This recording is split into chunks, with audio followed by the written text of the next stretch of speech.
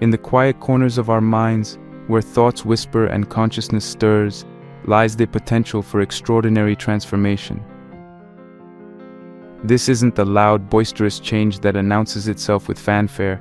It's the deep, seismic shift that starts within and radiates outward, reshaping lives, destinies, and ultimately our very essence.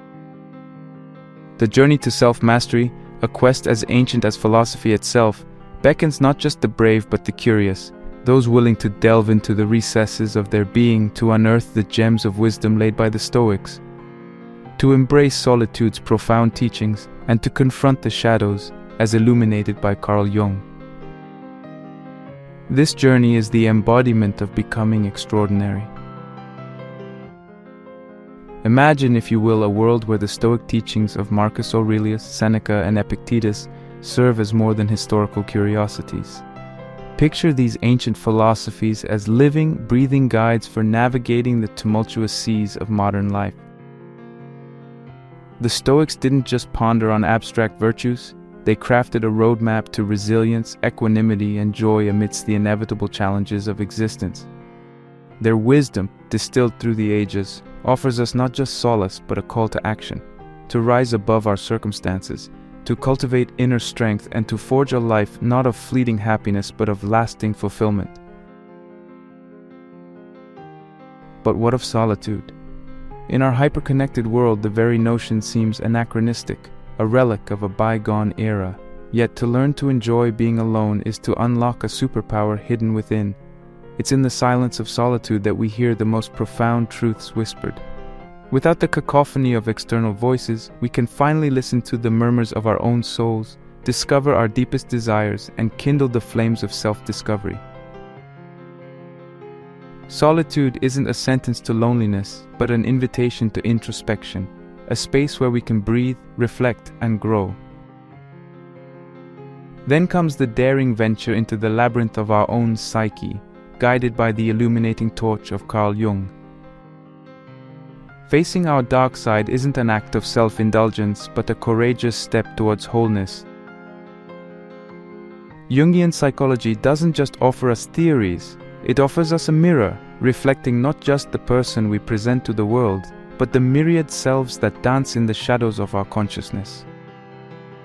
By confronting these hidden parts, acknowledging them, and integrating them, we embark on the path to becoming our true selves, whole, unfragmented, and authentically us. The path to self-mastery isn't merely a title. It's a promise, a vow to venture deep into the essence of what it means to live a life of purpose and meaning. This journey is not for the faint of heart.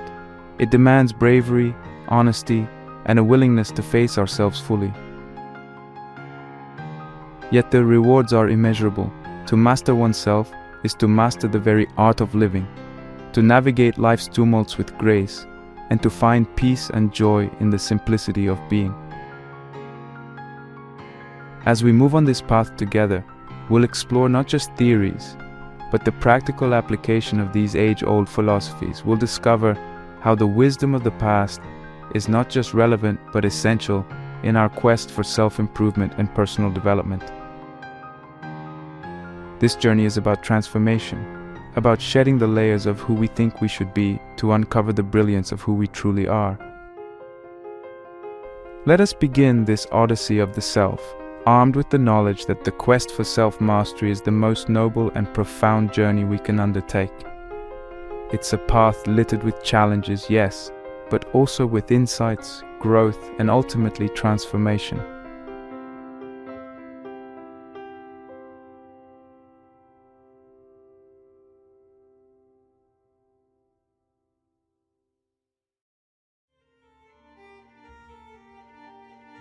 He who fears death will never do anything worth of a man who is alive. Seneca. In the grand theater of life, where uncertainties and challenges constantly surround us, the pursuit of an extraordinary existence often seems like a daunting, almost Herculean task.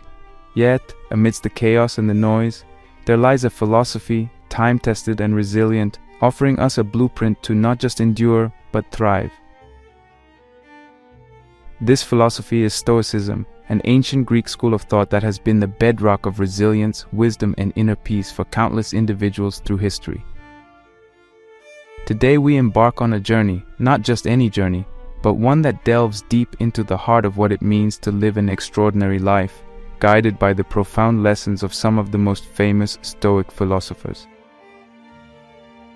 Stoicism, a philosophy that dates back to the early 3rd century BC, is more than just a set of beliefs or ethical claims. It's a way of life. It teaches the development of self-control and fortitude as a means of overcoming destructive emotions. The philosophy asserts that virtue, such as wisdom, is happiness, and judgment should be based on behavior rather than words.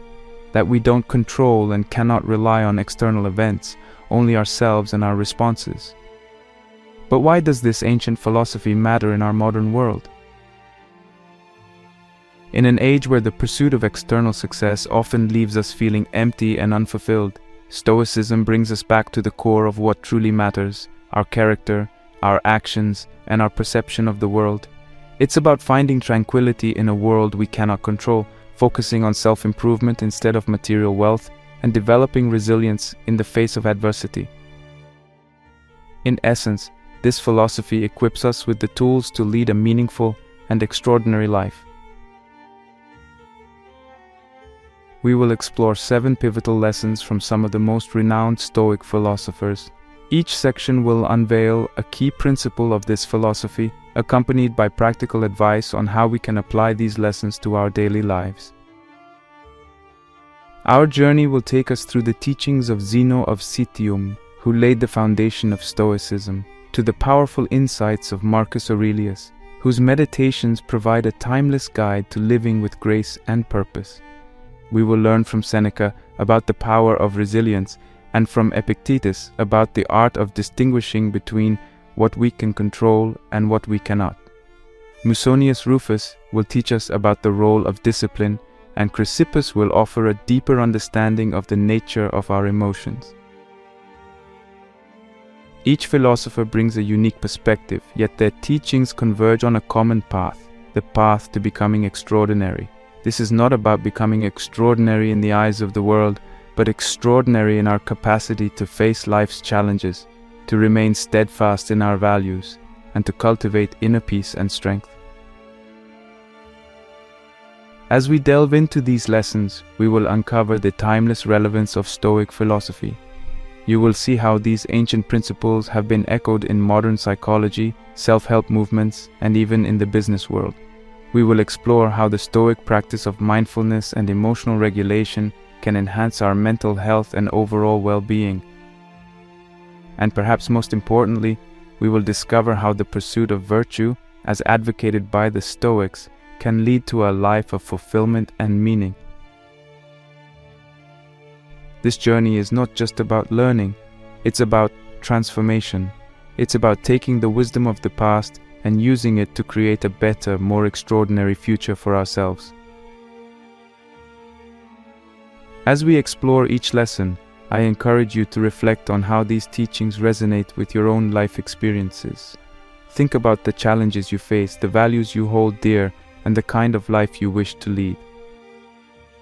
Remember, the path to becoming extraordinary is not a destination, it's a process. It's a continuous journey of self-discovery, self-improvement, and self-mastery, and it starts with understanding and applying the profound lessons of Stoicism. So let us embark on this journey together. Let us explore, learn, and grow. Let us find inspiration in the wisdom of the Stoics and use it to forge our path to an extraordinary life.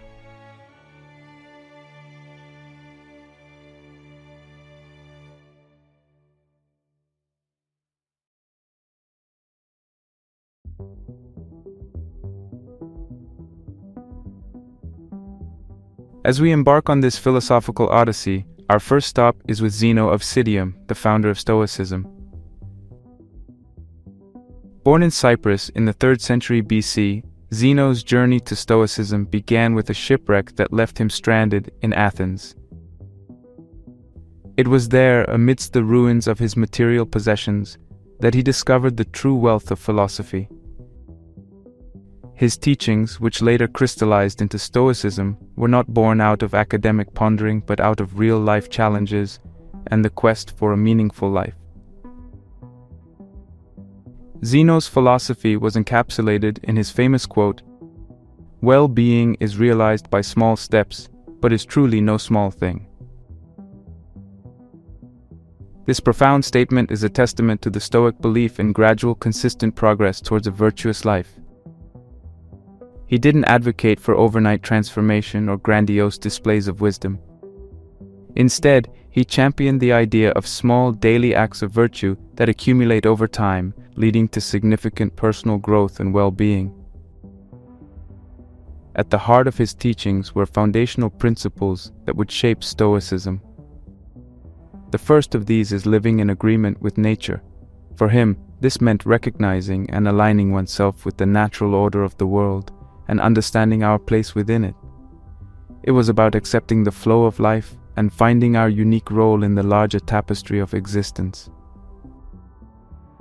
This alignment with nature is not just about environmental awareness, but about understanding the natural state of human beings, rational social creatures capable of virtue. Virtue, indeed, was the cornerstone of his philosophy. He posited that virtue is the highest good and that all other things like wealth, health, and even life itself are indifferent. This doesn't mean that these things are unimportant, but rather that they are not good in themselves. They only become good when used virtuously.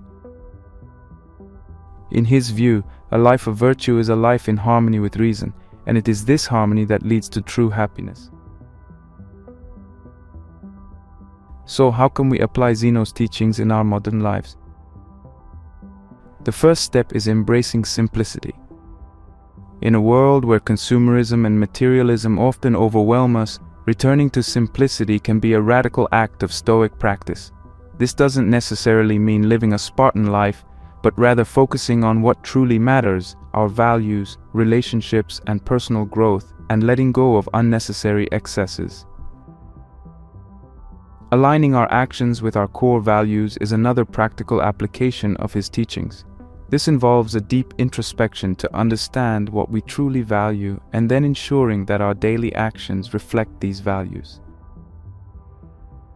It's about being authentic and living a life that is congruent with our beliefs and principles. This alignment brings a sense of peace and integrity, as there is no conflict between what we do and what we believe in. Lastly, practicing mindfulness is a key aspect of living in agreement with nature and virtue. Mindfulness in the Stoic sense is about being fully present in the moment, aware of ourselves and our environment, and acting with intention and reason.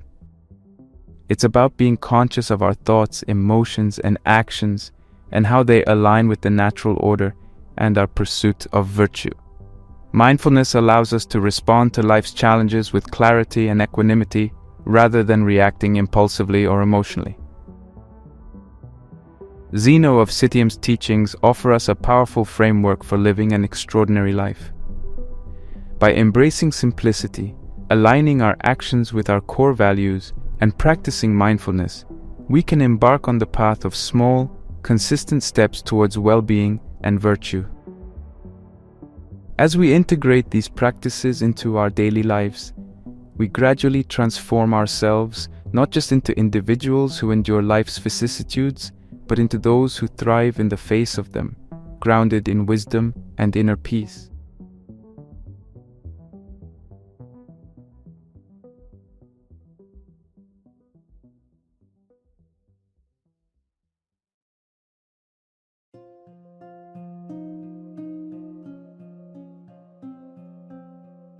Lesson 2.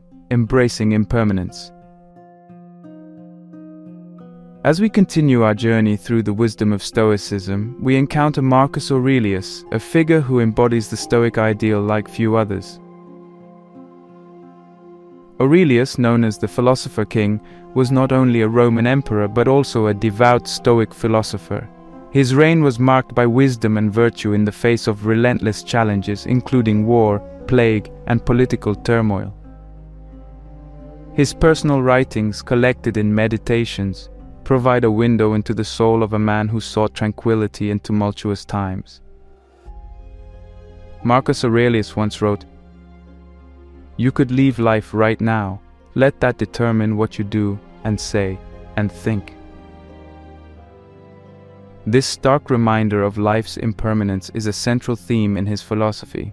It's a call to live with urgency, not in fear of death, but with the realization that every moment is precious and finite.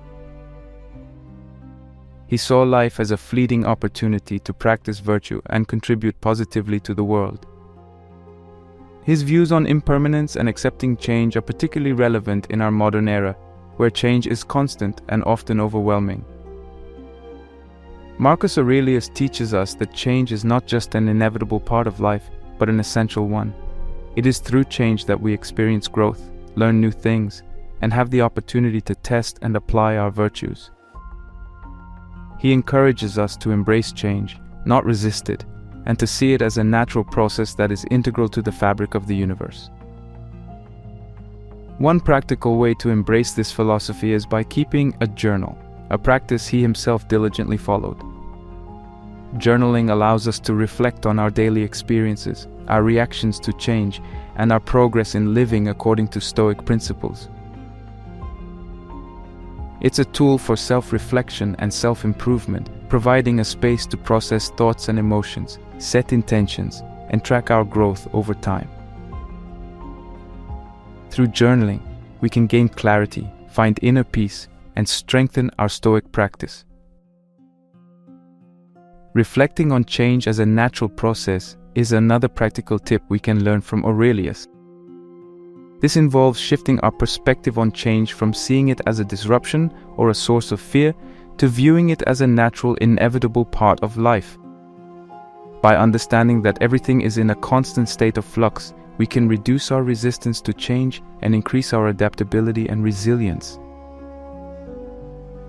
This perspective helps us to cope with life's uncertainties and to find stability within ourselves, regardless of external circumstances.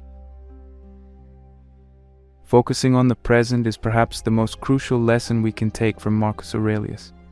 In a world where we are often distracted by the past and anxious about the future, he reminds us that the present moment is all we truly have. He urges us to give our full attention and effort to the here and now, to act virtuously and make the most of the current moment.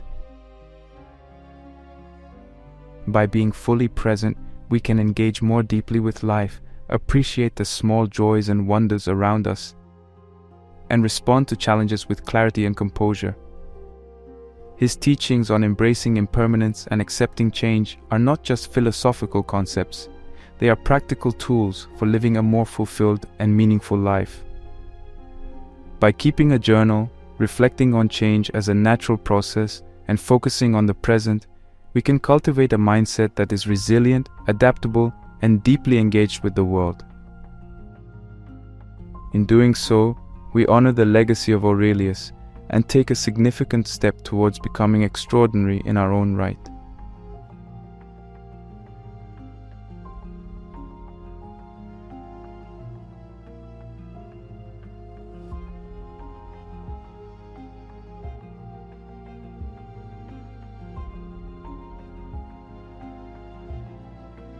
Lesson 3.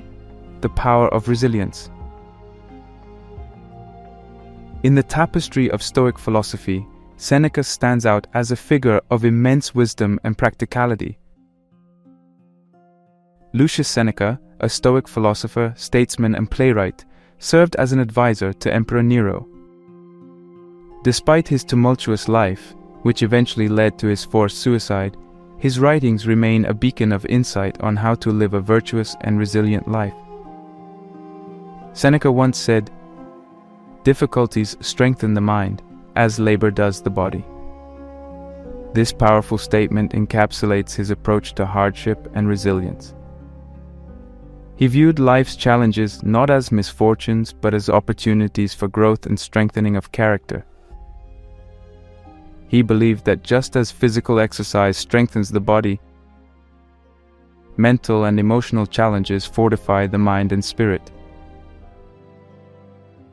Exploring his teachings on resilience, we find a philosophy deeply relevant to our contemporary struggles.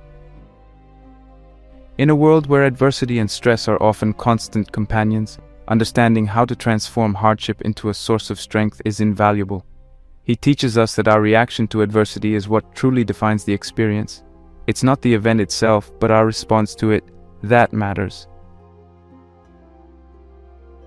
One practical application of Seneca's teachings is the art of reframing challenges as opportunities. This involves a shift in perspective, where instead of viewing difficult situations as obstacles, we see them as chances to practice virtue, to learn, and to grow.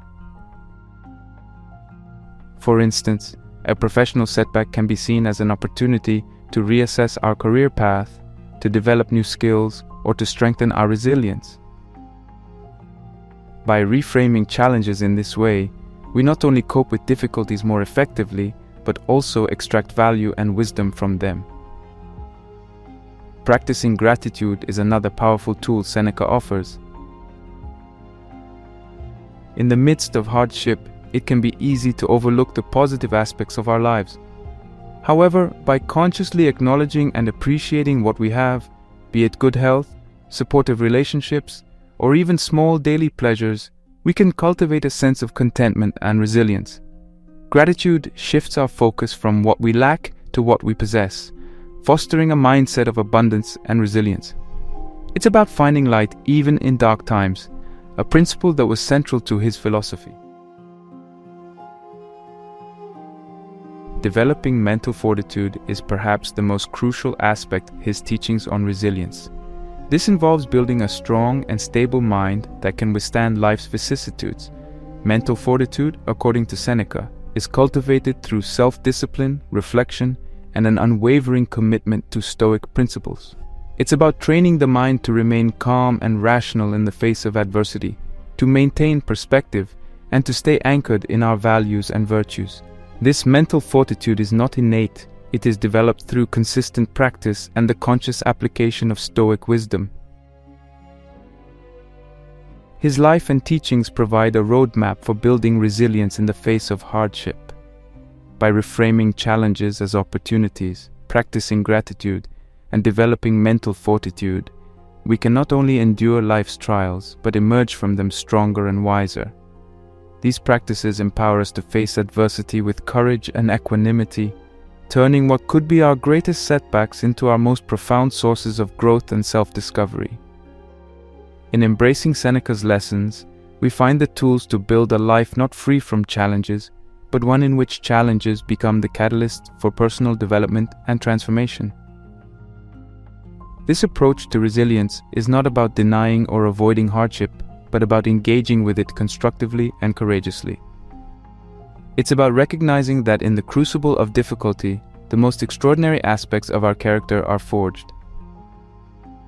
As we integrate this profound wisdom into our lives, we realize that resilience is not a destination, but a journey. It's a continuous process of adapting, learning, and growing, no matter what life throws our way. By adopting a Stoic approach to resilience, we equip ourselves with the strength and flexibility to navigate life's complexities with grace and fortitude, turning every obstacle into a stepping stone on the path to an extraordinary life.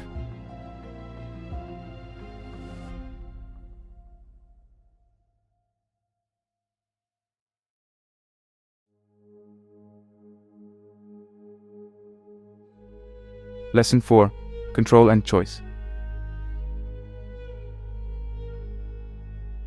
Our exploration of Stoic wisdom brings us to Epictetus, a figure whose life story embodies the very essence of Stoic resilience and strength. Born into slavery in the Roman Empire, Epictetus endured a life of hardship and limitation. However, his spirit remained unbroken, and he later gained his freedom, becoming an influential Stoic teacher. His teachings, compiled in the Discourses and the Enchiridion, offer profound insights into the nature of human existence and the path to tranquility. He is perhaps best known for his clear distinction between what we can control and what we cannot. He famously said, "Some things are in our control and others not." This simple yet profound principle lies at the heart of Stoic philosophy. According to him, Things like our property, reputation, and even our bodies are ultimately outside our complete control and are therefore indifferent. What truly matters, and what we do have control over, are our inner choices, judgments, and reactions. This distinction is crucial in our modern lives, where we often expend tremendous energy and stress over external events. Epictetus teaches us to redirect our focus and energy towards what we can actually influence, our internal world. By understanding and internalizing this distinction, we can find peace and resilience in the face of life's uncertainties and challenges. One practical application of Epictetus's teachings is focusing on personal reactions and choices. This involves taking responsibility for our responses to external events, rather than blaming circumstances or other people. For example, if we face a professional setback, instead of succumbing to frustration or despair, we can choose to respond with determination and creativity. This shift in focus empowers us as we realize that our inner world is the domain of our true power. Practicing mindfulness is another key aspect of his philosophy. Mindfulness in this context means being fully aware of our thoughts, emotions, and reactions in the present moment. It's about observing our internal landscape without judgment and choosing our responses with intention. By practicing mindfulness, we can catch ourselves when we start to worry about things outside our control and gently guide our focus back to what we can influence. This practice not only enhances our emotional well-being, but also strengthens our ability to live according to Stoic principles. Letting go of external outcomes is perhaps one of the most challenging yet liberating teachings of Epictetus. In a world where we are often judged by external achievements, detaching from outcomes can seem counterintuitive. However, he reminds us that true freedom and tranquility come from within, not from external conditions. By letting go of our attachment to specific outcomes, we open ourselves to a life of flexibility, adaptability, and inner peace. We learn to put forth our best effort without being overly attached to the results, trusting that whatever happens, we have the inner resources to handle it. His teachings on control and choice offer a powerful framework for navigating life with wisdom and equanimity. By focusing on our personal reactions and choices, practicing mindfulness and letting go of external outcomes, we cultivate a strong inner core that remains stable and serene, regardless of external circumstances. This approach does not mean passivity or indifference. Rather, it is an active engagement with life from a place of inner strength and autonomy. In embracing the lessons of Epictetus, we learn to distinguish between the ebb and flow of external events and the steady current of our inner choices and attitudes.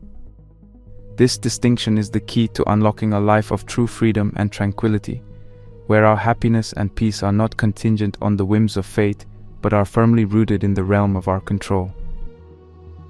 As we integrate these practices into our daily lives, we become masters of ourselves, capable of facing life's vicissitudes with grace, courage, and a deep sense of empowerment.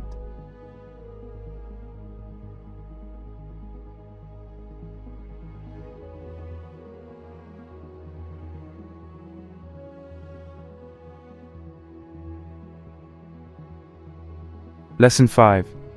The role of discipline. As we delve deeper into the Stoic tradition, we encounter Musonius Rufus, a figure often overshadowed by his more famous Stoic contemporaries, yet equally influential in his teachings. Rufus, a Roman philosopher, is known as the Roman Socrates for his emphasis on ethical living and the practical application of philosophy. His teachings, though less documented than those of Seneca or Epictetus, offer profound insights into the Stoic way of life. Musonius Rufus once stated, "It is the mark of an educated mind to be able to entertain a thought without accepting it." This statement reflects the Stoic emphasis on critical thinking and self-examination. His teachings focus heavily on the role of discipline as a key component of Stoic living. For Rufus, discipline was not merely a personal virtue, but the foundation upon which a virtuous life is built. He believed that without discipline, it is impossible to live according to the principles of Stoicism and achieve true happiness. His emphasis on discipline is particularly relevant in our modern context, where distractions are constant and instant gratification is often the norm. In a world that frequently values short-term pleasures over long-term well-being, Rufus's teachings remind us of the importance of self-control and the pursuit of enduring values. One practical way to incorporate his teachings into our lives is by establishing daily routines. Routines provide structure and order, creating a framework within which we can practice Stoic virtues. A daily routine might include time for reflection, exercise, study, and engaging in meaningful work. By adhering to a routine, we cultivate discipline, ensuring that our actions are aligned with our values and goals. This consistency is crucial for personal development and helps us to remain focused and resilient in the face of life's challenges.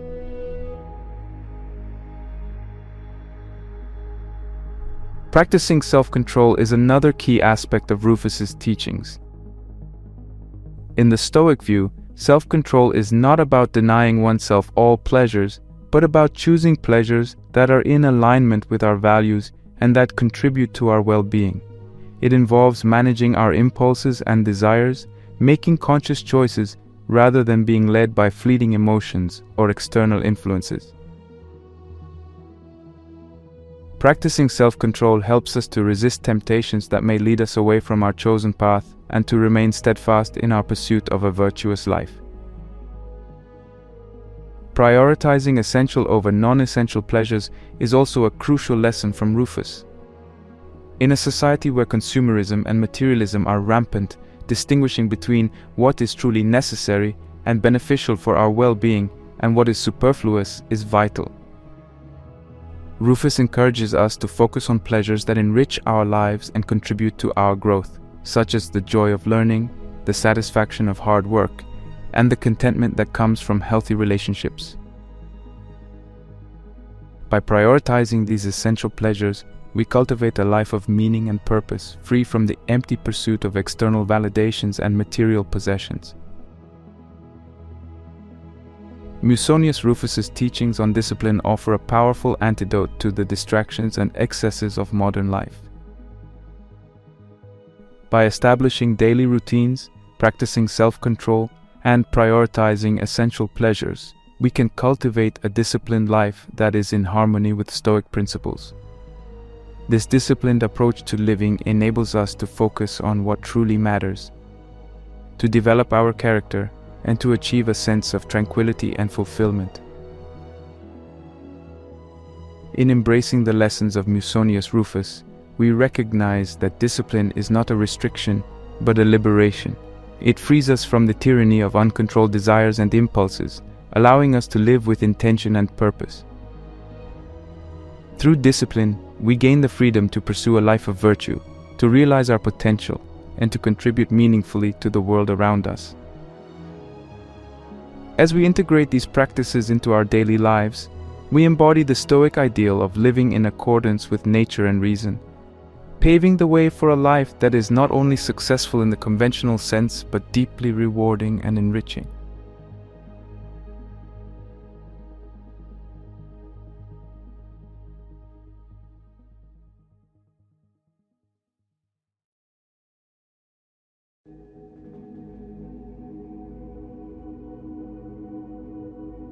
Lesson 6. Understanding the nature of emotions. In our exploration of Stoic wisdom, we now turn to Chrysippus, a philosopher whose contributions were pivotal in shaping the Stoic school of thought. Chrysippus, who succeeded Cleanthes as the head of the Stoic school, was a prolific writer and thinker, deeply influential in developing the intellectual underpinnings of Stoicism. His work significantly elaborated on the nature of emotions and their role in human life. His philosophy is encapsulated in his powerful assertion, "No one is free who is not master of himself." This statement underscores the Stoic belief in the importance of self-mastery, particularly over our emotions. He did not advocate for the suppression of emotions. Rather, he emphasized understanding them and managing them in a way that aligns with reason and virtue. His teachings on emotions are incredibly relevant in today's world, where emotional reactions often dictate personal and collective decisions. In a culture that sometimes glorifies unbridled emotional expression, he offers a different perspective. Emotions are not to be feared or unleashed without restraint, but understood, managed, and aligned with our rational nature. One practical application of Chrysippus' teachings is the development of emotional intelligence. Emotional intelligence involves being aware of and understanding our emotions as well as the emotions of others. It means recognizing the triggers of emotional responses and understanding their impact on our thoughts and actions. By developing emotional intelligence, we can navigate our emotional landscape with greater clarity and make decisions that are not solely based on fleeting feelings, but are grounded in rational thought and aligned with our values. Responding rather than reacting is a key lesson from Chrysippus. In the heat of the moment, it's easy to react impulsively to situations, driven by our immediate emotions. However, he teaches us the value of pausing, reflecting, and choosing our response. This doesn't mean being emotionless or indifferent. Rather, it's about acknowledging our emotions and then choosing a response that is in line with our rational judgment and virtues.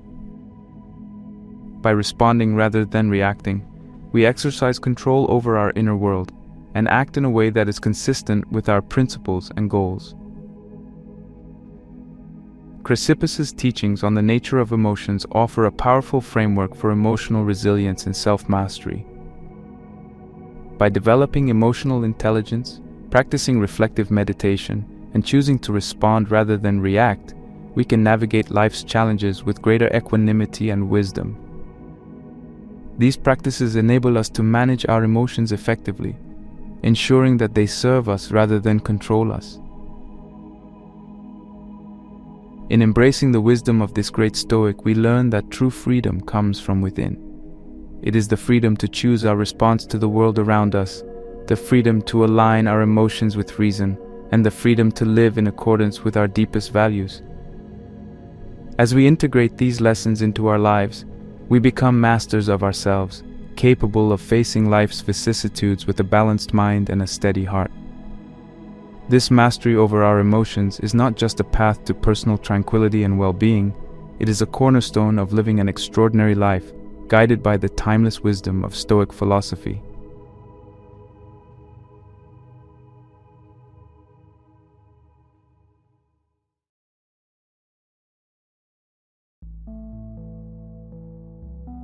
As we draw our exploration of Stoic wisdom to a close, let us reflect on the profound lessons imparted by these great philosophers.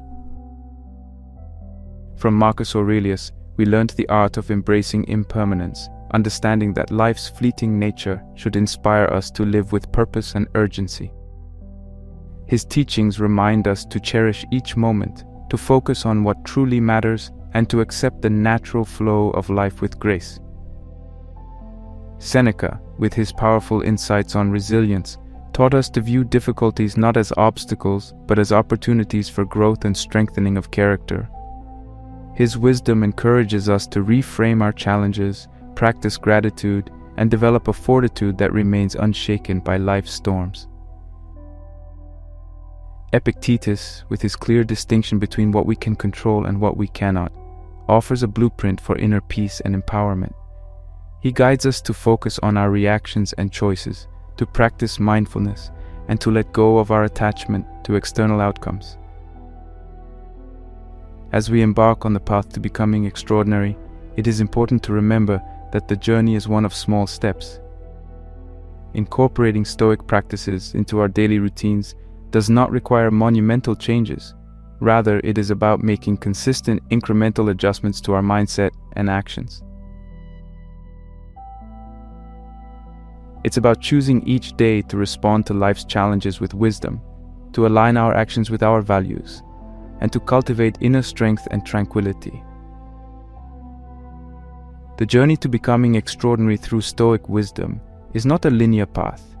It is a continuous process of learning, growing, and evolving.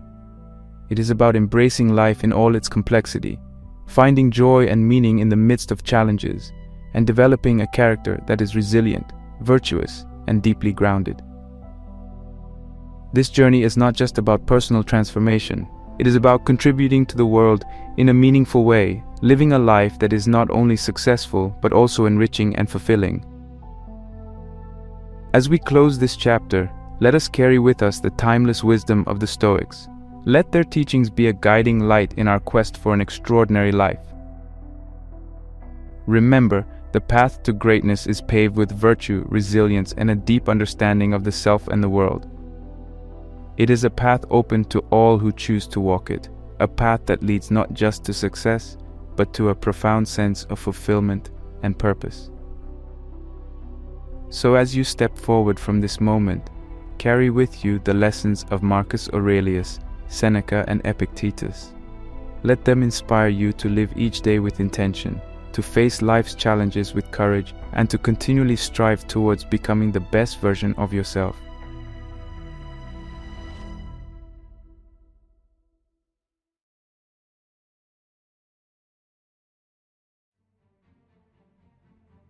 Until you make the unconscious conscious, it will direct your life and you will call it fate. Carl Jung. In these insightful words lies the essence of our exploration today. The journey into the darker aspects of our psyche, a realm often avoided yet crucial for personal growth. This exploration is not merely about self-understanding, but a transformative path to profound self-realization and empowerment. Carl Gustav Jung, a pioneer in the world of psychoanalysis, introduced concepts that radically altered our understanding of the human mind. Among his most influential ideas is the concept of the shadow. This term represents the unconscious aspects of our personality, traits, desires, and memories that are often ignored or repressed. The significance of confronting these shadowy parts of our being lies in our innate human quest for wholeness and authenticity. The shadow, though frequently perceived negatively, holds a reservoir of energy, creativity, and deep insight into our true selves. By facing it, we set forth on a path of genuine self-improvement and holistic growth. My personal journey with the shadow began at a pivotal moment in my life. Despite external successes, I grappled with an inner void, a disconnect between my achievements and my sense of fulfillment. This dissonance led me to Jung's teachings and subsequently to a path of deep introspection. It was a journey filled with challenges, yet the insights I gained were profoundly transformative. I unearthed aspects of myself that were buried under societal expectations and personal fears. Acknowledging these hidden parts liberated me from self-imposed limits and enabled a more authentic connection with others and a deeper sense of purpose. The core argument we unfold today is this: embracing our dark side is a transformative journey towards becoming our truest selves. It's about recognizing that our shadows, while they may stem from fear and pain, are also sources of untapped potential, strength, and authenticity. This journey is not straightforward. It is complex, filled with challenges and revelations, and most importantly, it is a path laden with opportunities for growth. As we navigate through Jung's psychological landscape, we will explore the nature of this concept, the repercussions of ignoring it, and the transformative power of facing and integrating it into our conscious lives. Integrating our dark side isn't about eliminating these darker aspects or striving for an ideal state of perfection. It's about harmonizing our inner world. This process enriches our personality, expands our emotional spectrum, and increases our capacity for empathy and understanding. The rewards of this integration are diverse. They range from enhanced self-awareness to enriched relationships, from unleashed creativity to emotional resilience. Facing and embracing our darker side can lead to a life that is not only more authentic but also more fulfilling and vibrant. Our discussion will guide you through practical steps for this journey. We'll cover self-reflection exercises, therapeutic approaches, and real-life success stories, shedding light on the path to embracing your shadow. Whether you are new to Jung's theories or are already on the path of self-exploration, our discussion promises to offer thought-provoking insights and actionable strategies. In essence, the journey towards embracing our dark side is transformative. It involves acknowledging, accepting, and integrating all parts of ourselves. It is a path not to becoming who we think we should be, but who we truly are, complex, unique, and whole. Join me as we embark on this profound journey of self-discovery and realization, a journey where facing our shadows leads us to find our true light.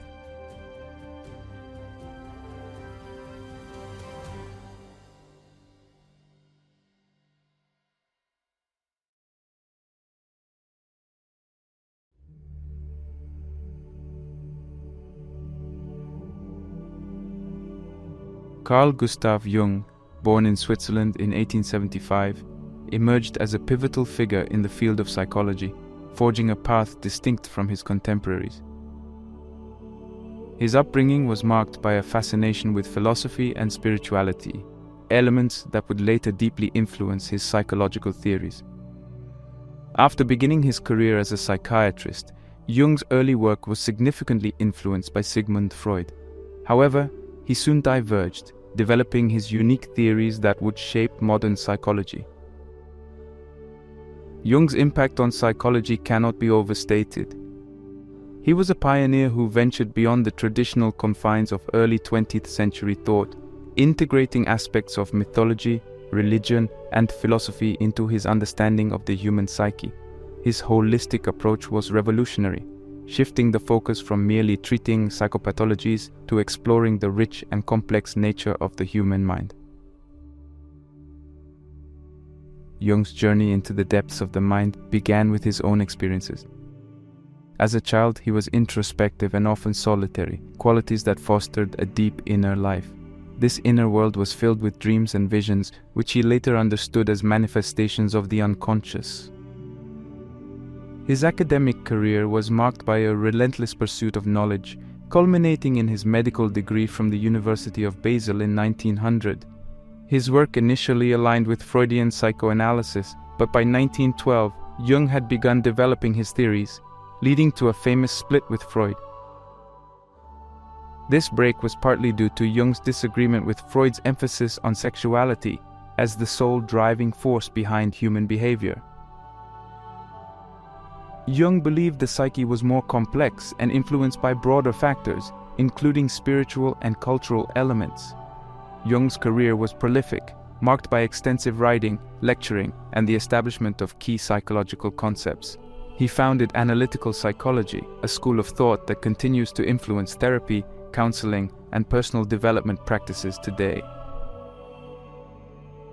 One of Jung's most revolutionary ideas was the collective unconscious. He proposed that in addition to our personal unconscious, there's a deeper layer shared among all humans. This collective unconscious is a reservoir of experiences and memories inherited from our ancestors, containing universal themes and symbols. These themes, which he called archetypes, manifest across cultures and time, influencing our beliefs, behaviors, and dreams. Archetypes are innate universal prototypes for ideas and may manifest in dreams, literature, art, or religion.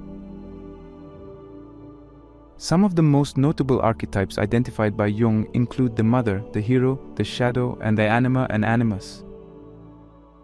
These archetypes represent fundamental human motifs or experiences, acting as guides in our psychological development and understanding of the world. Perhaps the most relevant to our discussion today is the archetype of the shadow. It represents the darker, unconscious aspects of the personality that the conscious ego does not identify with. It often comprises repressed ideas, weaknesses, desires, instincts, and shortcomings. Jung believed that confronting and integrating our dark side was crucial for achieving psychological wholeness.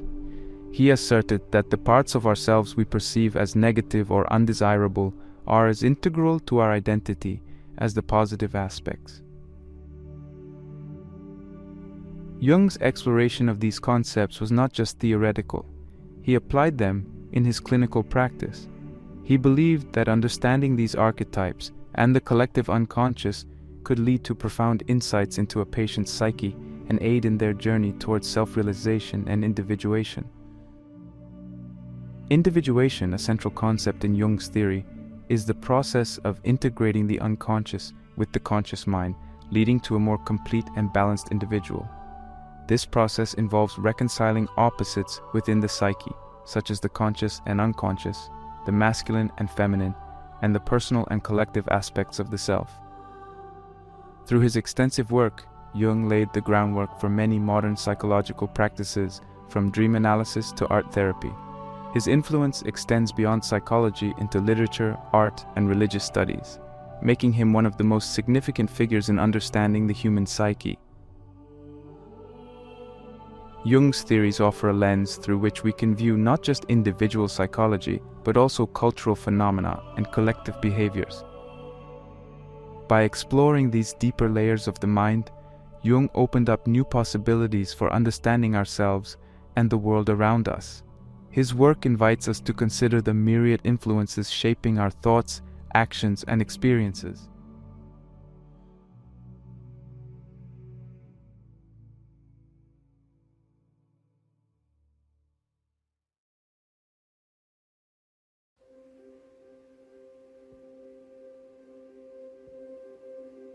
At the heart of Carl Jung's analytical psychology lies the concept of the shadow, a term that encapsulates the hidden and darker aspect of our personality. Jung described it as the dark side of the ego and the repository of repressed desires, undeveloped potential, and unfulfilled aspirations. It represents those parts of ourselves we choose to keep in the dark, either because they are socially unacceptable, contradict our preferred self-image, or are painful to acknowledge. Jung believed that the shadow is an integral part of the human psyche and is formed during our early developmental stages. As we grow and learn societal norms, we tend to suppress traits and impulses that are deemed inappropriate or unacceptable. These suppressed elements do not vanish but rather accumulate in the unconscious, forming the dark side of our mind. It is not just a repository of negative aspects, it also holds positive potential. Jung famously stated, "Everyone carries a shadow, and the less it is embodied in the individual's conscious life, the blacker and denser it is." This quote highlights that this darkness, if not acknowledged, can have a profound impact on our lives, often manifesting in ways we don't expect or understand. This concept can manifest in various ways in our daily lives, often showing up as projections. Projection is a defense mechanism where we attribute qualities, feelings, or desires we find unacceptable in ourselves to others. For instance, if someone is often irritated by arrogance in others, it might be a trait they unconsciously deny in themselves. Another common manifestation is through dreams and fantasies. The shadow can appear in dreams as a figure of the same gender as the dreamer, often engaging in actions or displaying traits that are in stark contrast to the dreamer's conscious identity. These dream symbols are valuable clues to understanding the hidden aspects of our psyche. Our dark side also emerges in our immediate emotional reactions, especially those that are disproportionate to the situation. For example, an overreaction to a minor annoyance might be a shadow element expressing itself. Such intense emotional responses are often clues pointing towards unresolved issues or repressed aspects of ourselves. It is also seen in our moral judgments. The The traits we find most objectionable in others are often reflections of our own shadow. Jung once said, "Everything that irritates us about others can lead us to an understanding of ourselves." This statement underscores the importance of self-reflection when we encounter negative emotions toward others.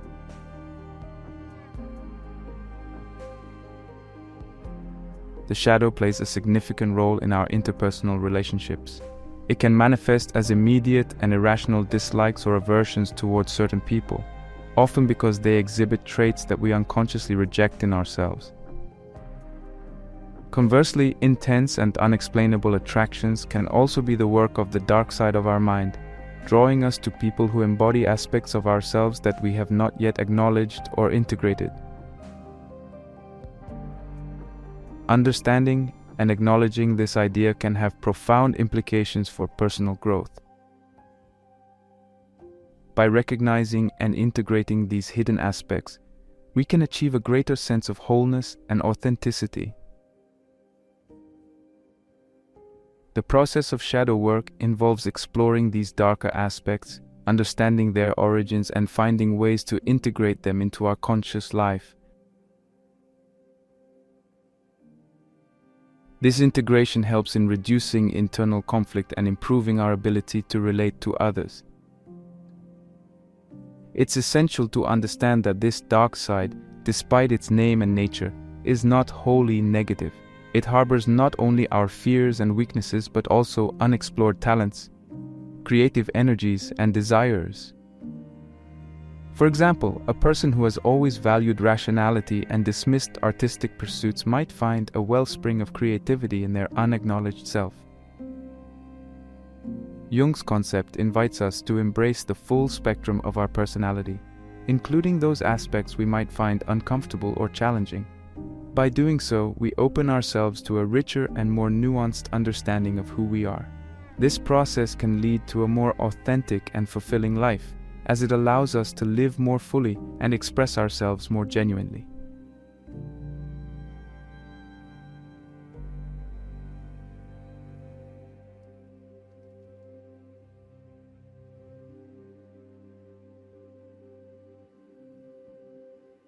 The consequences of ignoring the shadow.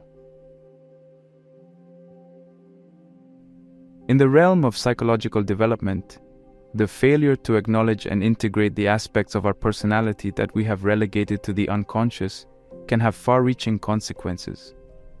Neglecting this part of the self can lead to a range of psychological and emotional difficulties, impacting our behavior, relationships, and overall well-being. Psychological impact. 1. Projection and relationship strain. One of the most significant effects of ignoring the unacknowledged self is the tendency to project these attributes onto others. This projection can lead to misunderstandings and conflicts in relationships. When we are unaware of our own negative traits or unresolved issues, we may attribute them to those around us, leading to unwarranted criticism and judgment. This not only strains interpersonal relationships, but also prevents us from understanding and addressing our own issues. 2. Internal conflict and inauthenticity. The unrecognized aspects of our personality can create an internal conflict, as these repressed parts struggle to surface. This internal discord can manifest as feelings of inauthenticity, where individuals feel they are living a life misaligned with their true selves. This misalignment often leads to a general sense of dissatisfaction and lack of fulfillment, even in the face of external success or societal approval. 3. Psychological imbalance. Jungian theory emphasizes the importance of balance within the psyche.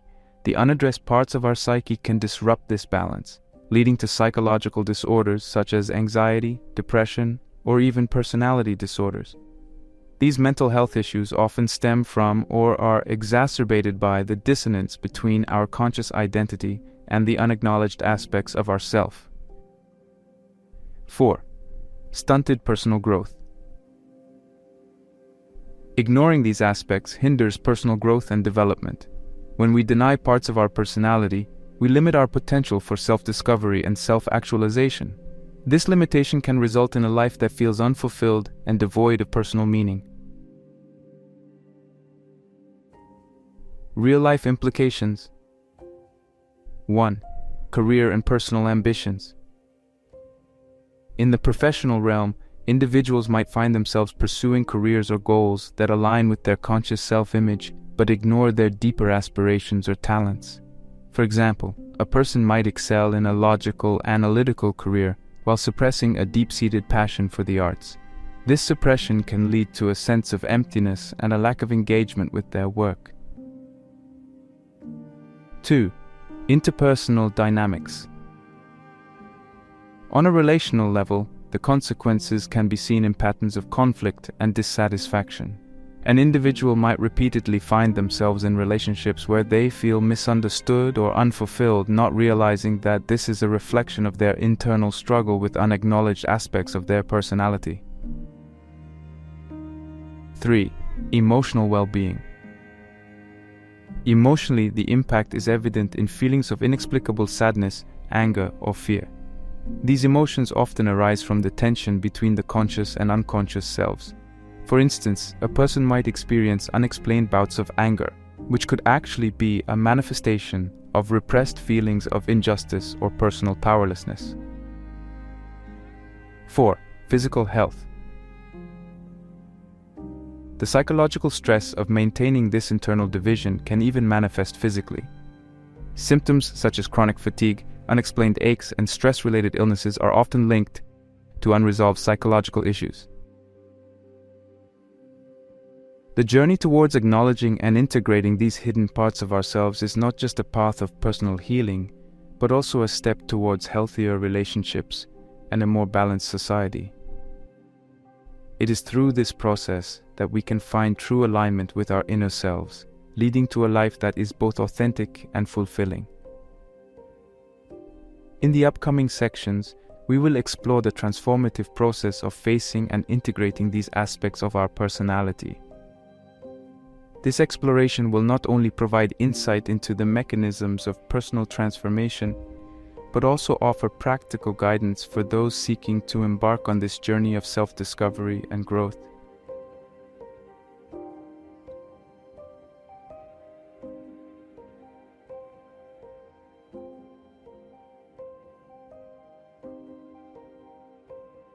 Embracing the darker aspects of our personality is a crucial step in achieving psychological wholeness. This process involves several key steps, each with its own challenges and strategies for overcoming them. 1. Self-reflection and acknowledgement. The first step is to engage in honest self-reflection. This involves recognizing that there are aspects of ourselves that we have not fully acknowledged. It's about asking ourselves tough questions and being open to discovering parts of our personality that we have previously denied or ignored. 2. Exploration and understanding. Once we acknowledge these aspects, the next step is to explore them. This can be done through various methods such as journaling, meditation, and psychotherapy. The goal is to understand why these aspects were repressed and how they have influenced our behavior and choices. 3. Acceptance. After understanding these facets of our personality, the next crucial step is acceptance. This means accepting them as a part of who we are without judgment. It's about recognizing that these aspects, whether positive or negative, contribute to the complexity of our being. 4. Integration. The final step is integrating these aspects into our conscious life. This means finding ways to express and incorporate these previously hidden parts of ourselves in a healthy and constructive manner.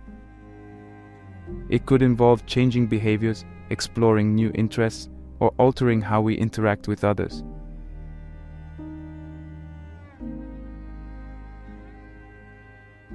Challenges and difficulties. 1. Resistance to self-discovery. One of the first challenges is overcoming the initial resistance to self-discovery.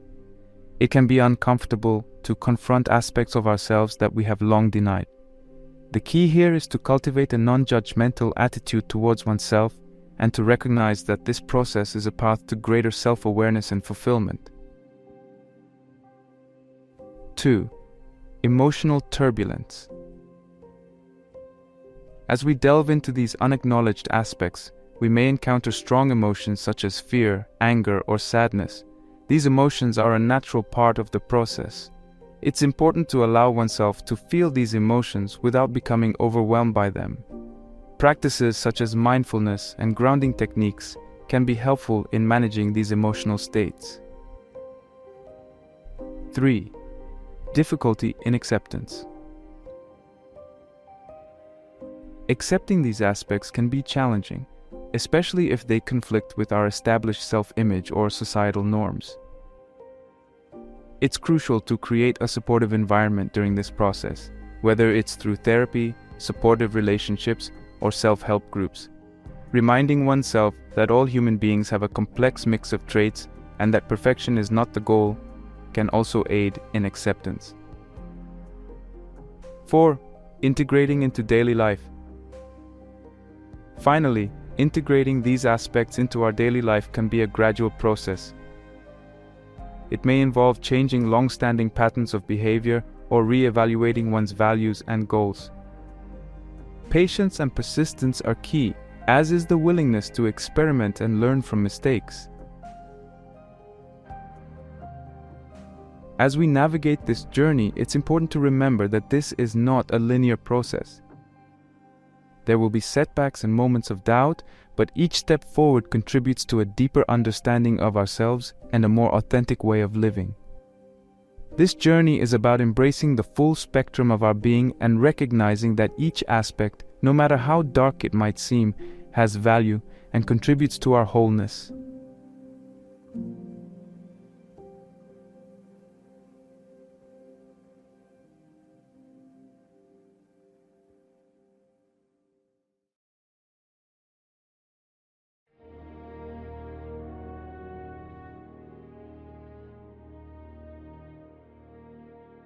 The benefits of integrating your shadow, becoming your best self. The journey of integrating the darker parts of our personality is not merely a process of self-examination and acceptance. It is a transformative path that leads to profound personal growth and a more fulfilling life.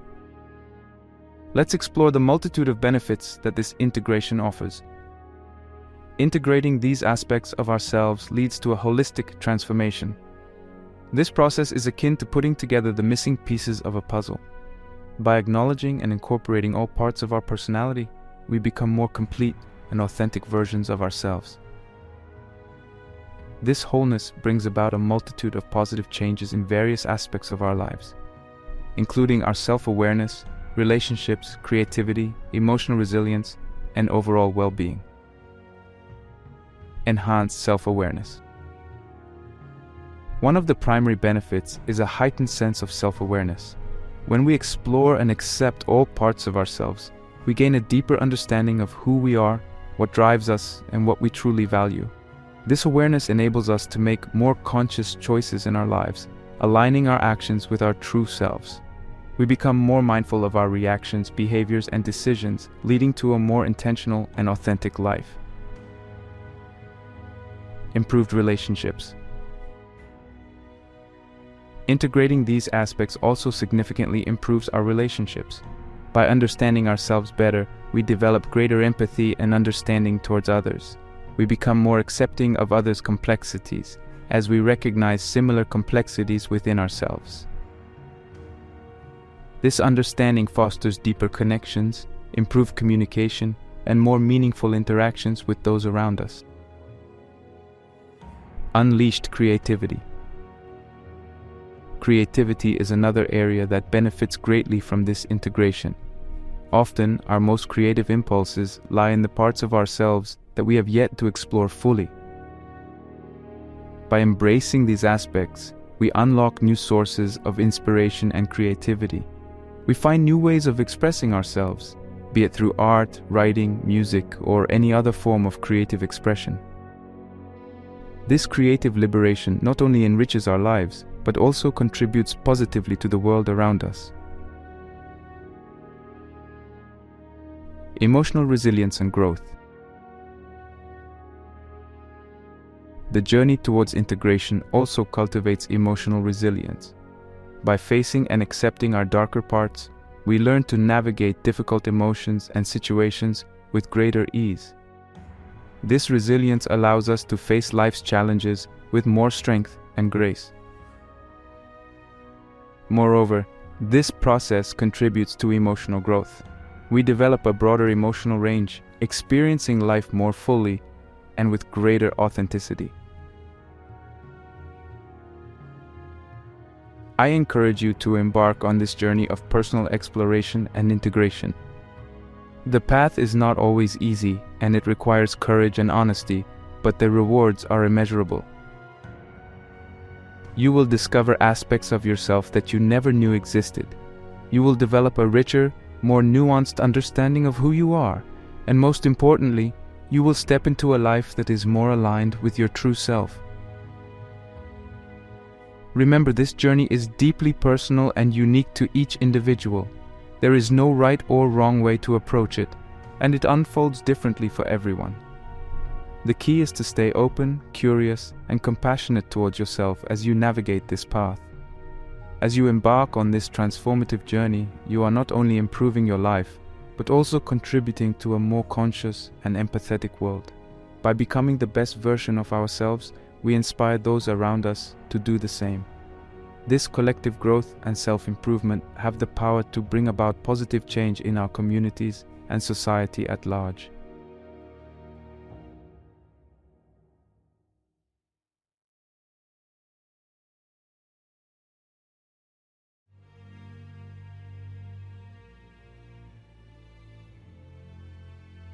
Transformation and integration, the path to wholeness. The process of integrating the unacknowledged parts of our personality is not just a journey of self-discovery, it is the heart of what Carl Jung termed individuation. This journey is about more than just self-improvement. It's about achieving a deep and authentic sense of self-realization. Individuation is a concept introduced by Jung that refers to the process of becoming aware of oneself, integrating the unconscious with the conscious, and fully realizing one's unique potential. It is the psychological process of integrating opposites within the psyche, including the conscious with the unconscious elements of our personality. Jung explained, "The goal of life is to make your heartbeat match the beat of the universe, to match your nature with nature." This quote reflects the essence of individuation, aligning one's inner self with the broader rhythms of life. It's a process of reconciling the various parts of oneself, leading to a more harmonious and balanced existence. Individuation is not about becoming perfect or eliminating flaws. It is about embracing all aspects of oneself, leading to a greater understanding and acceptance of who we are. This process fosters a sense of completeness and authenticity, allowing us to live in a way that is true to our deepest selves. Integration plays a crucial role in the process of individuation. It involves acknowledging, understanding, and incorporating the previously unrecognized aspects of our personality into our conscious life. This integration is not a one-time event, but a continuous process of growth and development. As we integrate these aspects, we often find that our values, beliefs, and perceptions evolve. We may discover new interests or passions, or we may find ourselves reevaluating our life's direction. This evolution is a natural part of becoming more aligned with our authentic selves. A key aspect of this journey is overcoming dichotomies within ourselves. Jung believed that the human psyche is inherently dualistic, comprising opposing elements such as the masculine and feminine, the rational and irrational, or the light and dark. Individuation involves reconciling these opposites, recognizing that they are not mutually exclusive, but complementary parts of a whole. This reconciliation leads to a more nuanced understanding of ourselves and the world around us. It allows us to navigate life's complexities with greater wisdom and flexibility. As Jung aptly put it, one does not become enlightened by imagining figures of light, but by making the darkness conscious.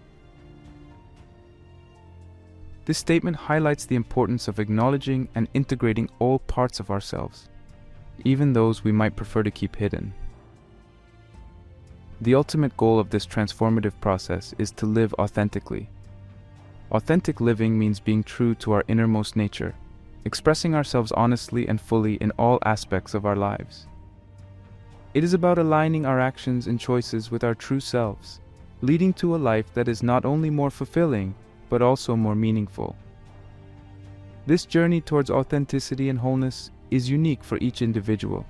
It is shaped by our personal experiences, values, and aspirations. However, the underlying principles remain the same, embracing the full spectrum of our being and striving for a harmonious integration of all our parts.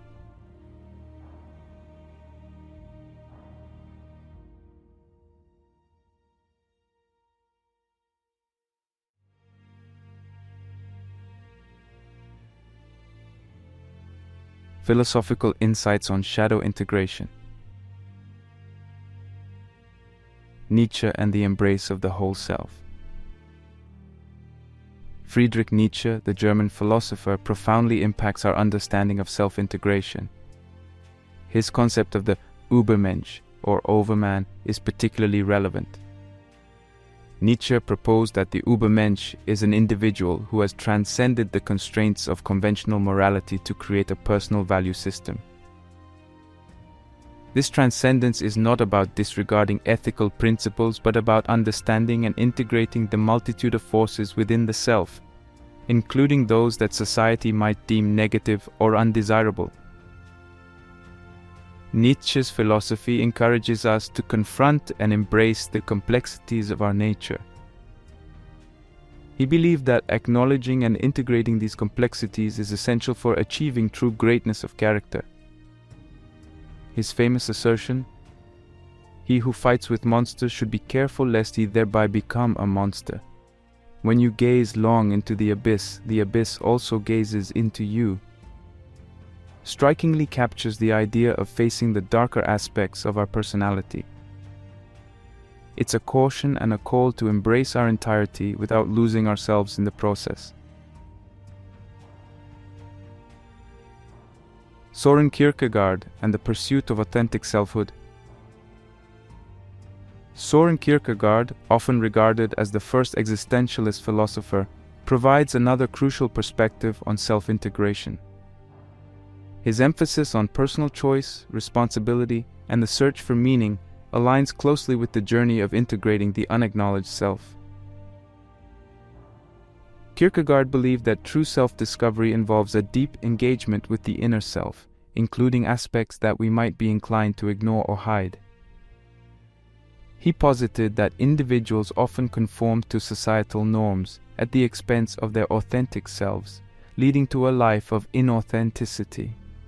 For Kierkegaard, the path to authentic selfhood involves a conscious acknowledgement and acceptance of one's true nature, including the less flattering parts. He encourages a reflective life where one continually questions and reassesses their beliefs, values, and choices, aligning them more closely with their genuine self.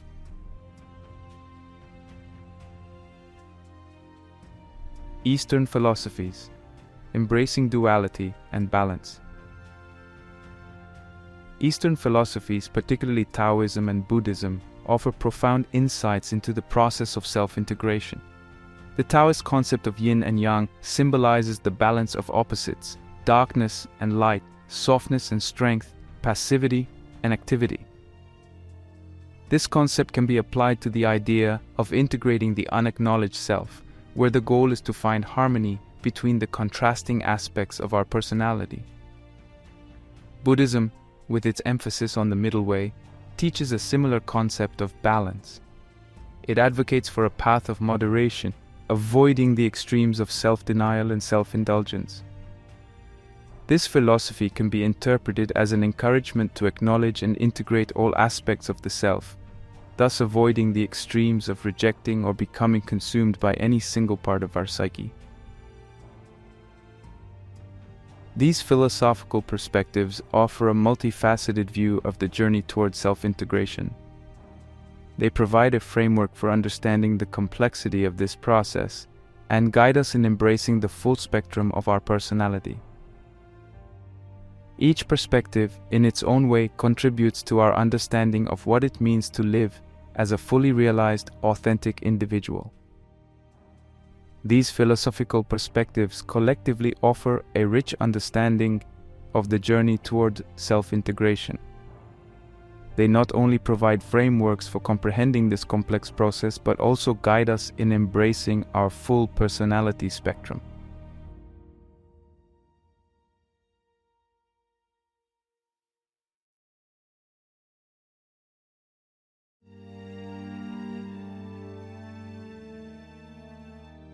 As we draw this exploration to a close, it's vital to reflect on the profound journey we've embarked upon, a journey that delves into the depths of our psyche and the essence of our being. We began by introducing Carl Jung, a luminary in the field of psychology, whose groundbreaking ideas have illuminated the path to understanding the human mind. His concept of integrating the unacknowledged aspects of our personality offers a framework for profound personal transformation. We delved into the intricacies of this concept, exploring how these hidden facets of our personality, though often perceived as dark or negative, are essential components of our whole self. We discussed the consequences of neglecting these parts, the psychological imbalance, the strain on relationships, and the barrier to personal growth. We then journeyed through the transformative process of facing and integrating these aspects. This path involves self-reflection, understanding, acceptance, and integration, each step presenting its unique challenges but leading to a more authentic and harmonious existence. We explored the multitude of benefits that this integration brings: enhanced self-awareness, improved relationships, unleashed creativity, and emotional resilience. These benefits underscore the transformative power of embracing all parts of our psyche. We turned to the wisdom of philosophers, both ancient and modern, who have pondered the complexities of the human spirit. Their insights provided a broader context for our discussion, highlighting the timeless and universal nature of this quest for self-integration and authenticity. This journey is more than a psychological or philosophical exploration. It is a deeply personal one. Each of us carries within us the capacity for incredible growth and transformation. By embarking on this path of self-discovery and integration, we open ourselves to a life that is not only more authentic and fulfilling, but also more in tune with our true potential. This process of integration is ongoing and ever evolving. It's a journey that requires courage, honesty, and perseverance. It asks us to look within, to confront what we might have previously shunned, and to embrace our complete selves, with all our complexities, contradictions, and inherent beauty. I encourage you, the viewer, to reflect on your own journey. Consider the aspects of yourself that you might have neglected or overlooked. Recognize that within these hidden depths lie untapped strengths and potentials.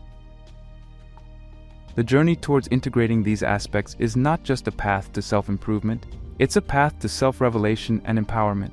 Take the time to engage in self-reflection, to explore your inner world with curiosity and compassion.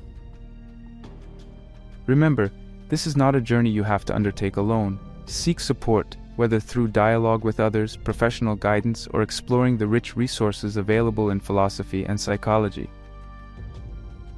As you embark on this journey, remember that each step you take towards integrating your entire self is a step towards a more authentic and fulfilling life. The path may be challenging, but it is also incredibly rewarding. Embrace the journey with an open heart and mind, and be prepared to discover a world within you that is rich, vibrant, and full of potential. Your visions will become clear only when you can look into your own heart. Who looks outside dreams, who looks inside awakes. These words by Carl Jung remind us that the true journey of discovery lies not in seeking new landscapes but in having new eyes, in looking within ourselves to uncover the richness and diversity of our being. So step forward with courage and curiosity. Embrace the full spectrum of your humanity, and as you do, watch as your life unfolds in ways more magnificent and fulfilling than you could have ever imagined. This is not just the path to self-improvement, it is the path to self-realization, a journey to the very core of what it means to be fully and wonderfully human.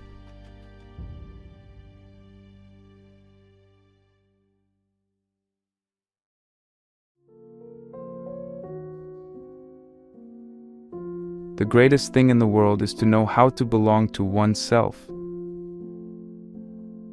These profound words by Michel de Montaigne, a celebrated French philosopher, serve as a gateway to our exploration today. This quote, seemingly simple, harbors a deep ocean of meaning and reflection. It brings us face to face with one of the most misunderstood and undervalued aspects of human existence, the art of enjoying solitude.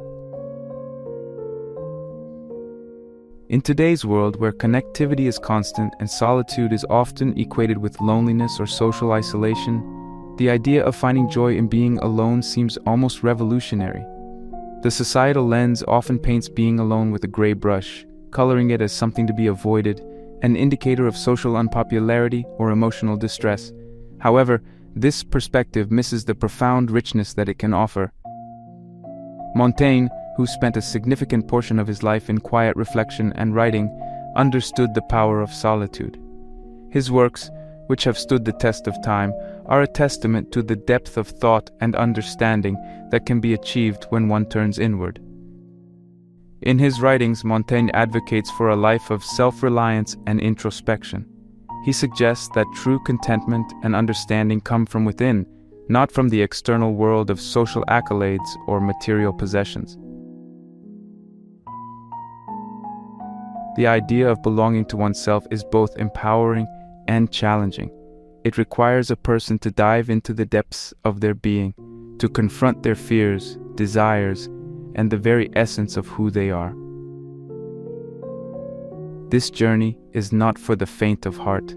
It asks for courage, for the strength to face oneself in the mirror of solitude and to accept what is seen. But the rewards of this journey are immeasurable. In the words of Montaigne, this self-belonging opens the door to the greatest thing in the world. But why is this journey so important? In solitude, we find a rare opportunity to disconnect from the external noise that constantly bombards our senses. It's in these moments of quiet that our mind has the space to wander, to explore, and to create without boundaries. The stillness of solitude acts as a canvas for the mind, allowing thoughts and ideas to flow freely, untainted by the expectations and judgments of others. It's a state where creativity is not just a possibility, but a natural occurrence. Moreover, it's a crucible for self-discovery. It's in the silence of being alone that we can truly listen to ourselves. We can hear the whispers of our deepest desires, the subtle hints of our true passions, and the often ignored voice of our intuition. This self-awareness is the cornerstone of a fulfilling life. It informs our choices, guides our actions, and shapes our future. This path also leads to resilience. In spending time alone, we learn to rely on ourselves. We develop the strength to face life's challenges without the need for constant external support. This independence is liberating. It instills a sense of confidence and self-assuredness that is visible to the world. Yet the beauty of being alone is not just in the profound self-discovery and creativity it fosters. It's also in the simple, peaceful moments it offers, the quiet morning walks, the stillness of a night sky, the unadulterated pleasure of a book read by the window. In these moments, solitude is a gentle reminder of the beauty of simplicity, of the joy found in the small, often unnoticed aspects of life. In embracing this idea, we also learn to appreciate the value of social connections more deeply. The contrast between our moments alone and the time spent with others becomes more pronounced. We begin to cherish our relationships, not out of a need for constant companionship, but from a place of genuine appreciation and understanding. Enjoying solitude is not just about being alone. It's about discovering a hidden superpower within ourselves. It's about finding peace, creativity, and strength in our own company. It's about learning to belong to ourselves, as Michel de Montaigne so eloquently put it.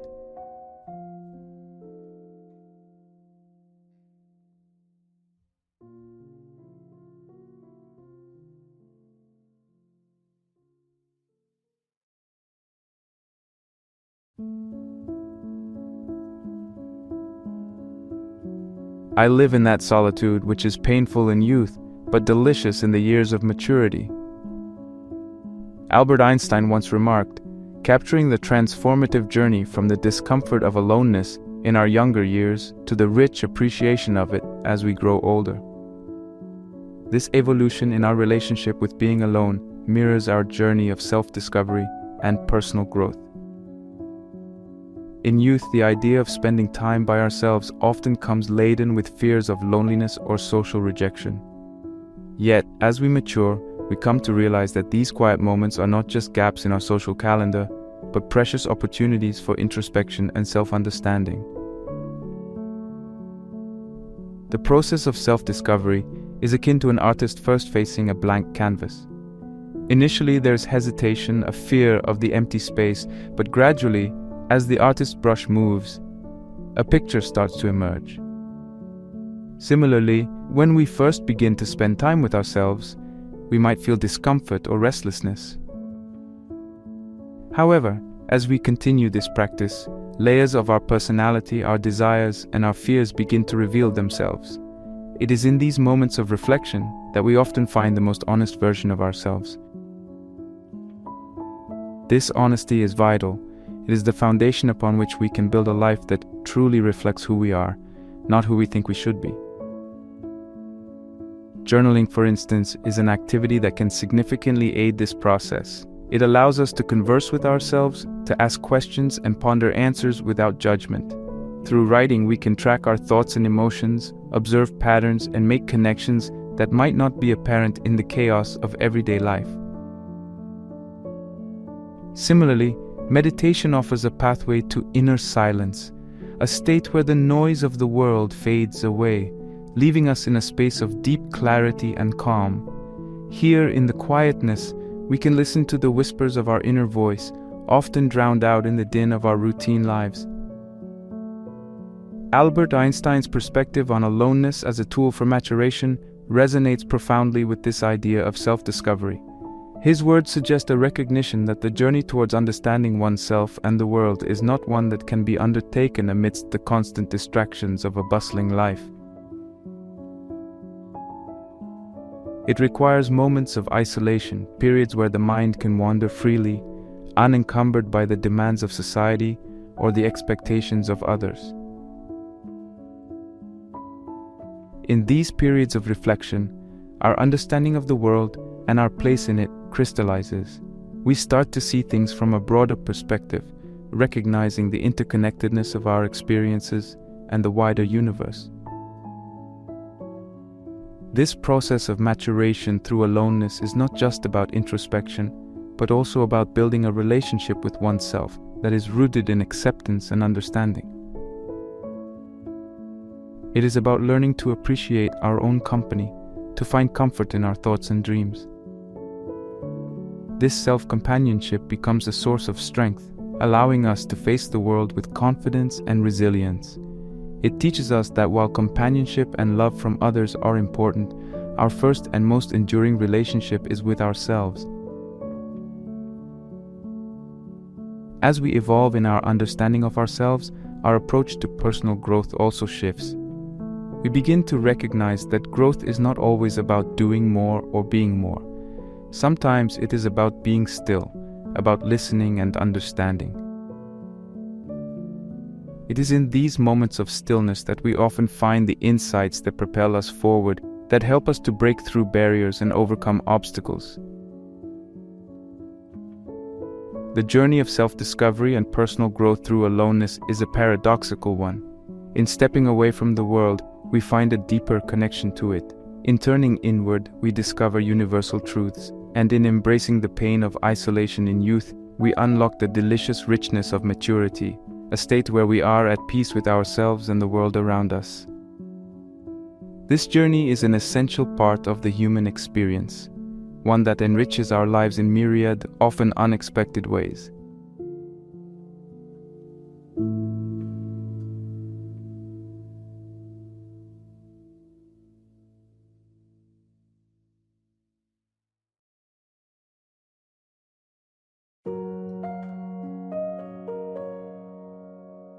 Without great solitude, no serious work is possible.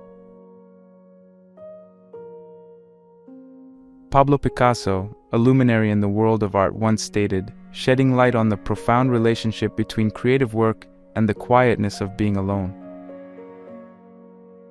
Picasso's insight reveals an essential truth about creativity. It often thrives in environments where the mind is free from the clamor and distraction of the outside world. This tranquility, often found when one is by themselves, becomes a fertile ground for ideas to germinate, grow, and flourish. In the realm of creativity, the absence of external stimuli serves as a catalyst for the mind to explore uncharted territories. When we are alone, our mind is not bound by the immediate demands of our surroundings or the expectations of others.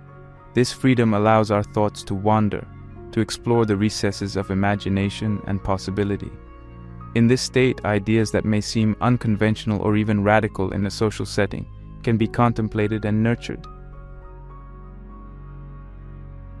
The history of art, literature, and science is replete with examples of individuals who found their most profound ideas in moments of isolation.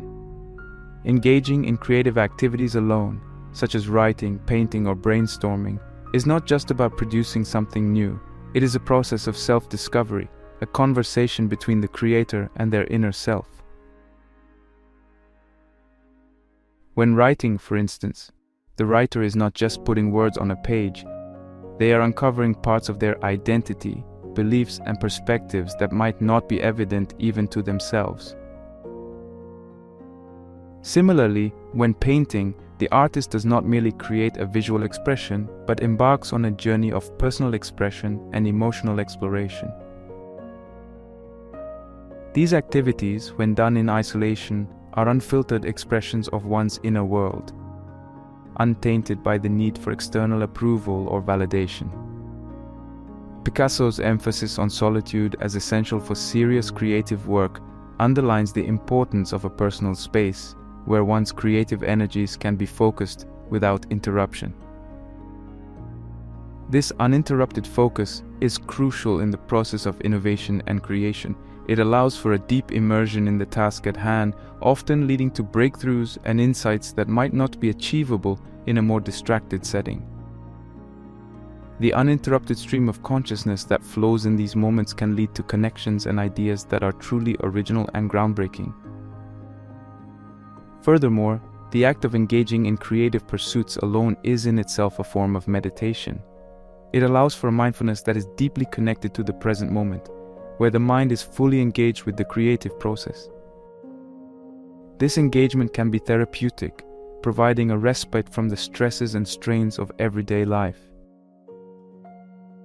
The act of creation becomes a source of joy and fulfillment, an end in itself rather than a means to an external goal. This relationship between creativity and being alone is not just limited to traditionally creative fields such as art or literature. It extends to all areas of life, including business, science, and technology. For instance, brainstorming business ideas or solving complex scientific problems often requires a level of concentration and creative thinking that is best achieved in a quiet, uninterrupted environment. The stories of entrepreneurs conceptualizing ideas in their garages or scientists having breakthroughs in solitary walks are testaments to the power of this creative solitude. The quietness of being by oneself is not just a space for relaxation or escape from the world.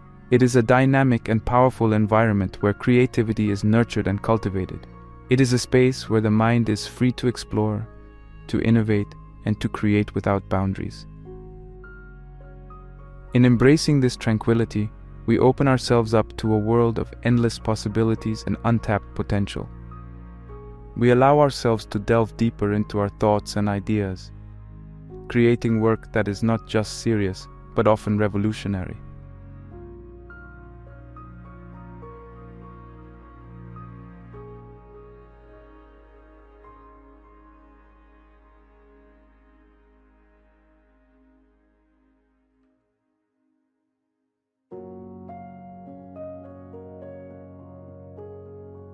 In solitude, the mind gains strength and learns to lean upon itself.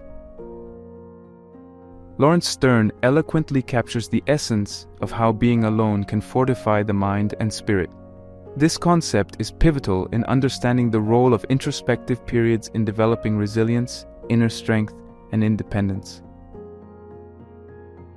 These qualities are not just desirable traits, they are the bedrock upon which a confident and self-sufficient individual is built. The journey towards cultivating these characteristics often begins in quiet introspection, away from the external world's influence and noise. When we spend time in isolation, we are compelled to face ourselves in a way that is often impossible in the company of others. It is in these moments that we encounter our fears, doubts, and insecurities head-on. This confrontation, though challenging, is a crucial step in building resilience. It teaches us to find solutions within ourselves, to develop coping mechanisms that are personally effective, and to emerge stronger from each encounter.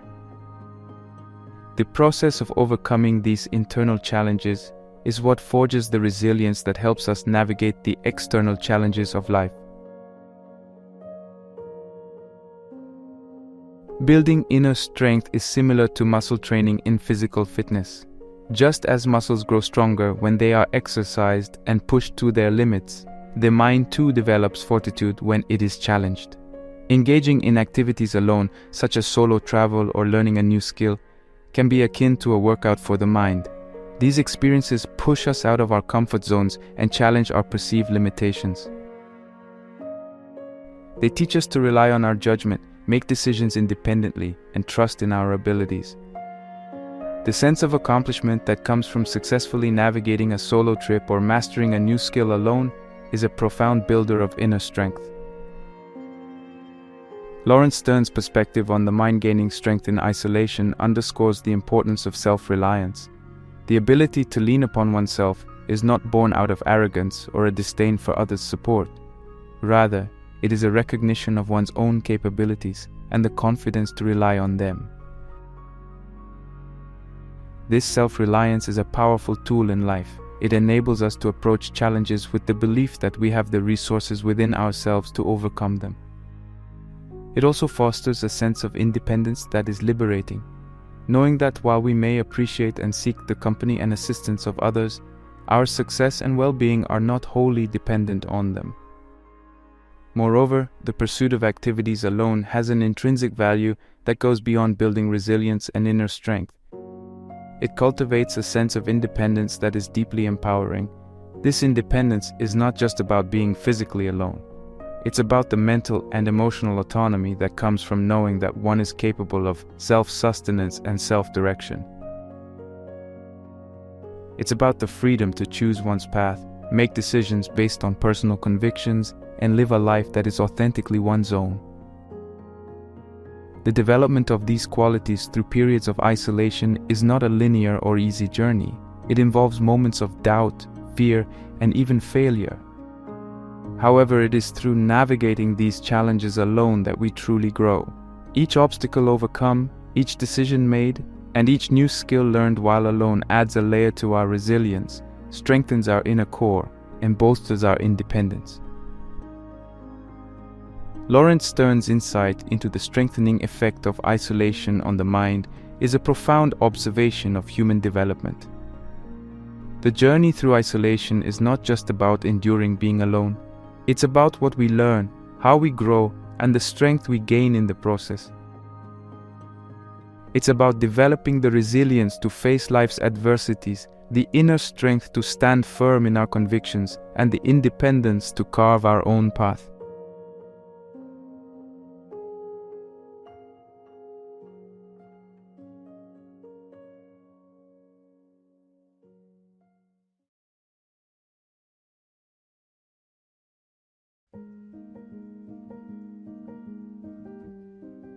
I go to nature to be soothed and healed, and to have my senses put in order. John Burroughs' words poignantly capture the essence of the transformative power of immersing oneself in the natural world. This connection with nature, especially when experienced alone, has a profound impact on our mental and physical well-being. It is in the embrace of the natural world that we find a unique type of peace and rejuvenation, one that is markedly different from the restorative experiences found in our daily urban environments. The act of spending time in nature, away from the distractions and demands of modern life, offers a chance for deep reflection and reconnection with the simpler aspects of existence. Nature, in its vastness and beauty, provides a perspective that is both humbling and enlightening. It reminds us of our place in the larger scheme of things, reducing the weight of individual concerns and challenges. This perspective shift is not just mentally liberating, it also has tangible effects on our physical well-being. Research has shown that time spent in natural settings can reduce stress, lower blood pressure, and improve overall mood. Engaging in nature-related activities like hiking, nature walks, or gardening allows for an immersion in this therapeutic environment. Hiking, for instance, is not just a physical activity. It's a journey through different landscapes, each with its own story and beauty. It provides a sense of accomplishment and progression, mirroring the journey of personal growth. Nature walks, on the other hand, offer a more gentle immersion, where the focus is on the small details, the sound of leaves underfoot, the patterns of light and shadow, the symphony of birdsong. This attention to detail fosters mindfulness, anchoring us in the present moment and clearing the clutter from our minds. Gardening, too, is a deeply fulfilling activity that connects us with the cycle of life. It teaches patience, care, and the joy of nurturing. Watching something grow and thrive under our care is a powerful metaphor for personal growth and development. It reinforces the idea that with time, care, and effort, beautiful things can emerge, both in our gardens and in our lives. John Burroughs' quote beautifully encapsulates the healing power of nature. It suggests that nature has a way of organizing and clarifying our thoughts. In the chaos of everyday life, our senses are constantly bombarded with stimuli, leading to a sense of overload and fragmentation. Nature simplifies this complexity, providing a space where our senses can recalibrate. The sound of a river, the sight of a mountain vista, the smell of a forest after rain, these experiences have a way of aligning our internal compass, giving us a sense of direction and purpose. The solitude experienced in nature is not one of isolation, but of connection. It is a connection to the earth, to the cycle of life, and to the deeper, often unacknowledged parts of ourselves. In the stillness of a forest or the expanse of a desert, we find a sense of belonging that is both ancient and deeply personal. This connection transcends the immediate, touching on something eternal and universal. In nature, we also find a mirror for our emotions and experiences. The changing seasons, the cycles of growth and decay, the resilience of flora and fauna, all resonate with our own experiences of change, loss, and resilience. This resonance provides comfort and understanding, reminding us that we are not alone in our journey through life. The joy of being alone in nature is a multifaceted experience. It offers healing, clarity, and a deep connection with the world around us. It provides a space for reflection, growth, and rejuvenation. In embracing the solitude offered by nature, we open ourselves to a world of beauty, wisdom, and healing. We find a sanctuary where our senses can be realigned, our minds can find peace, and our spirits can soar.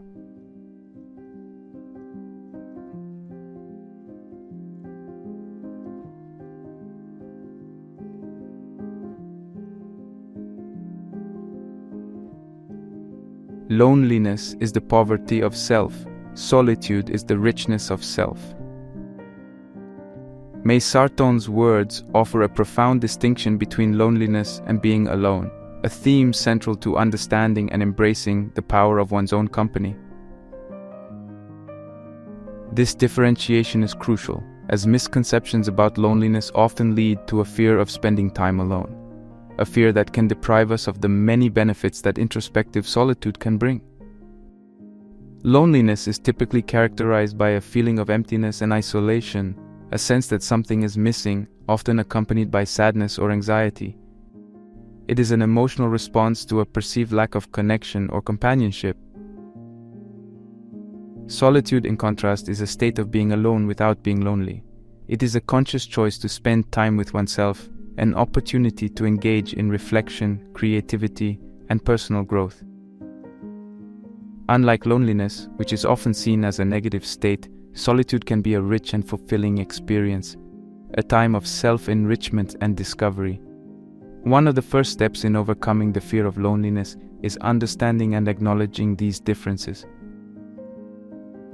Recognizing that being alone does not inherently mean one is lonely paves the way for a more positive relationship with oneself. It allows for the recognition that one can be alone and still feel connected, content, and fulfilled. Mindfulness and meditation are powerful tools in this journey of understanding and embracing being alone. These practices encourage a deep engagement with the present moment and with one's own thoughts and feelings. Through mindfulness, we learn to observe our thoughts and emotions without judgment, understanding that they are transient and do not define us. This awareness helps in disentangling ourselves from negative thought patterns associated with loneliness and in cultivating a more compassionate and accepting relationship with ourselves. Meditation, on the other hand, allows us to delve deeper into our inner world. It provides a space for us to confront and process our fears, anxieties, and the root causes of our loneliness. This introspective process can be transformative, leading to a greater understanding of ourselves and our needs. It empowers us to seek fulfillment and contentment from within, rather than relying solely on external sources. May Sarton's quote beautifully highlights the enrichment that comes from embracing and enjoying one's own company. This enrichment is multifaceted. It includes the development of a stronger sense of self-awareness, a deeper understanding of one's values, beliefs, and desires. It fosters independence and self-reliance, qualities that are essential for a fulfilling and resilient life. It opens up the space for creativity and introspection, allowing us to explore new ideas, revisit old passions, and discover hidden facets of our personality. Another key strategy in overcoming the fear of loneliness is redefining the narrative around being alone. Society often stigmatizes being alone, equating it with being unsocial or undesirable. Challenging this narrative involves recognizing the value and importance of spending time with oneself. It's about seeing this time as an opportunity for growth, relaxation, and rejuvenation. By shifting our perspective, we can begin to appreciate the moments we spend alone, valuing them as much as the time we spend with others. Moreover, engaging in activities that we enjoy alone can further help in overcoming the fear of loneliness. Whether it's pursuing a hobby, learning a new skill, or simply taking a walk, these activities can be deeply satisfying. They provide a sense of accomplishment and joy that is derived independently, reinforcing the idea that our happiness and fulfillment do not solely depend on the presence of others. Overcoming the fear of loneliness and embracing the richness of being alone is a journey of re-education and self-discovery. It involves distinguishing between loneliness and solitude, using tools like mindfulness and meditation to foster a deeper understanding and acceptance of oneself, and reshaping the narrative around being alone. By embracing these principles, we open ourselves to a world of self-enrichment, where being alone is not a state to be feared, but a state to be cherished and celebrated. It is a journey that leads to a stronger, more resilient, and more fulfilled self, capable of finding joy and contentment from within.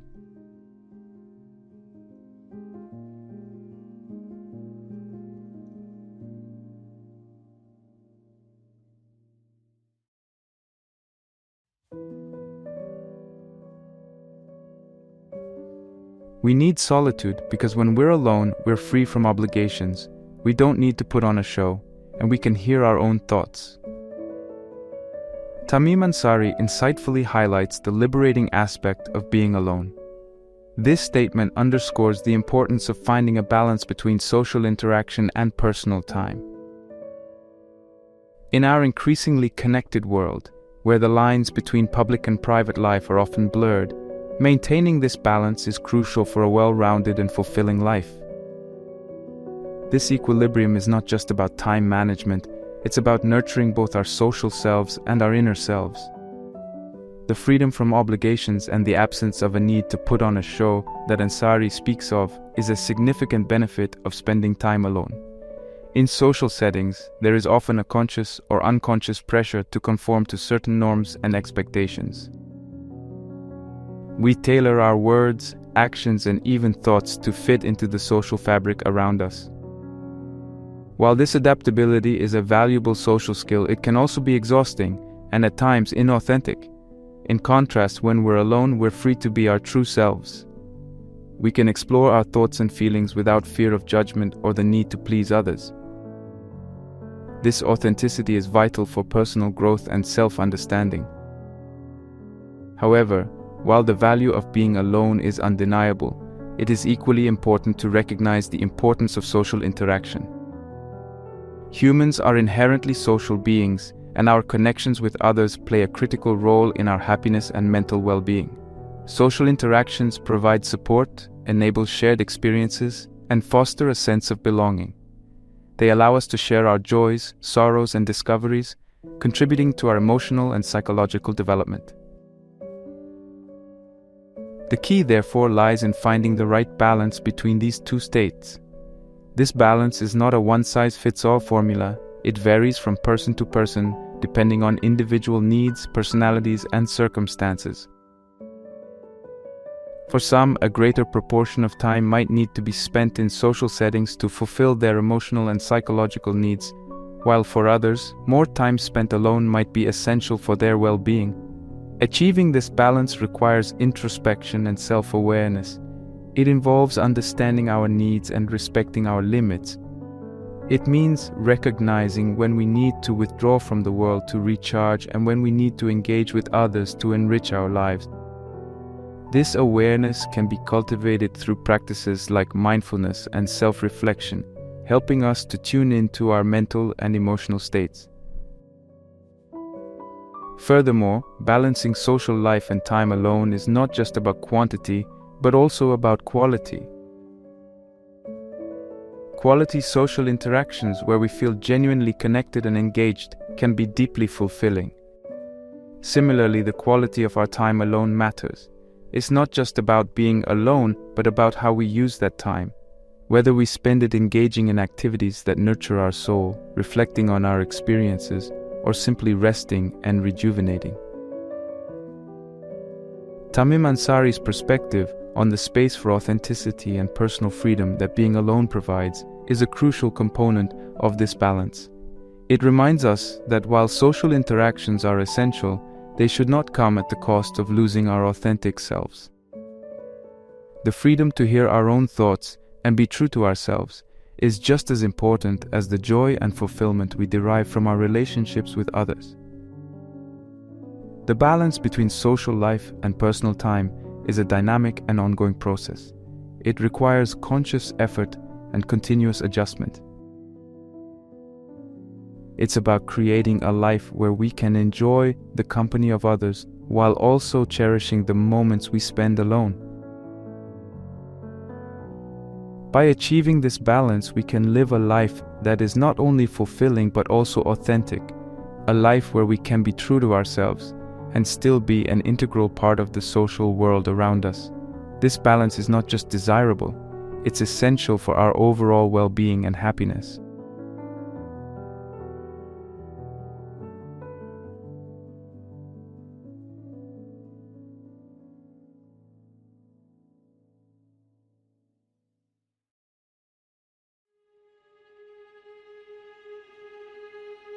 Whosoever is delighted in solitude is either a wild beast or a god. Aristotle's statement intriguingly captures the extremes of how solitude has been perceived across different eras and philosophies. This quote highlights the notion that embracing and finding joy in being alone has often been seen as a trait of either the divine or the untamed, suggesting a departure from what is ordinary or expected in societal norms. This stark perspective invites us to delve into the various philosophical viewpoints on loneliness and being alone, spanning from ancient teachings to modern thought. Eastern philosophy, particularly Buddhism and Taoism, has long valued the practice of withdrawing from societal noise to seek inner peace and enlightenment. In Buddhism, the concept of solitude is often associated with meditation and the journey towards nirvana, a state of liberation from suffering and the cycle of rebirth. Solitude in this context is seen as a means to delve deeper into the mind, to understand the nature of reality and self. It is in the quiet moments of meditation that Buddhists believe one can gain insight into the true nature of existence, leading to inner peace and spiritual awakening. Taoism, another influential school of thought in Eastern philosophy, also places great emphasis on harmony with the natural world and the self. Solitude is valued as a state that allows for a deeper connection with the Tao, the fundamental principle that is the source of everything. In Taoism, being alone is seen as an opportunity to align oneself with the natural rhythms of the universe, fostering a sense of balance and tranquility. In contrast, Western philosophy, particularly Stoicism and existentialism, offers a different perspective on being alone. Stoicism, an ancient Greek philosophy, views solitude as an opportunity to develop self-sufficiency and resilience. Stoic philosophers like Seneca and Marcus Aurelius advocated for the importance of being content with one's own company and using solitude as a time to reflect on and practice virtue. They believe that true happiness comes from within and is not dependent on external circumstances or relationships.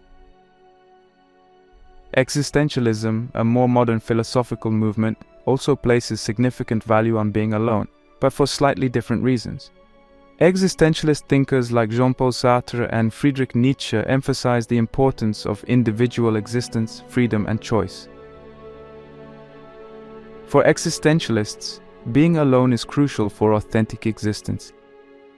It is in moments of isolation that individuals confront the absurdity of life and the burden of freedom, leading to a more authentic and self-aware existence. In the realm of modern thought, contemporary psychologists and authors have continued to explore the role of being alone in personal development and mental health. The perspective has shifted from seeing solitude solely as a spiritual or philosophical practice to understanding its psychological benefits. Modern psychology recognizes the importance of being alone for mental health, creativity, and emotional regulation. It is seen as a time for self-reflection, self-care, and personal growth.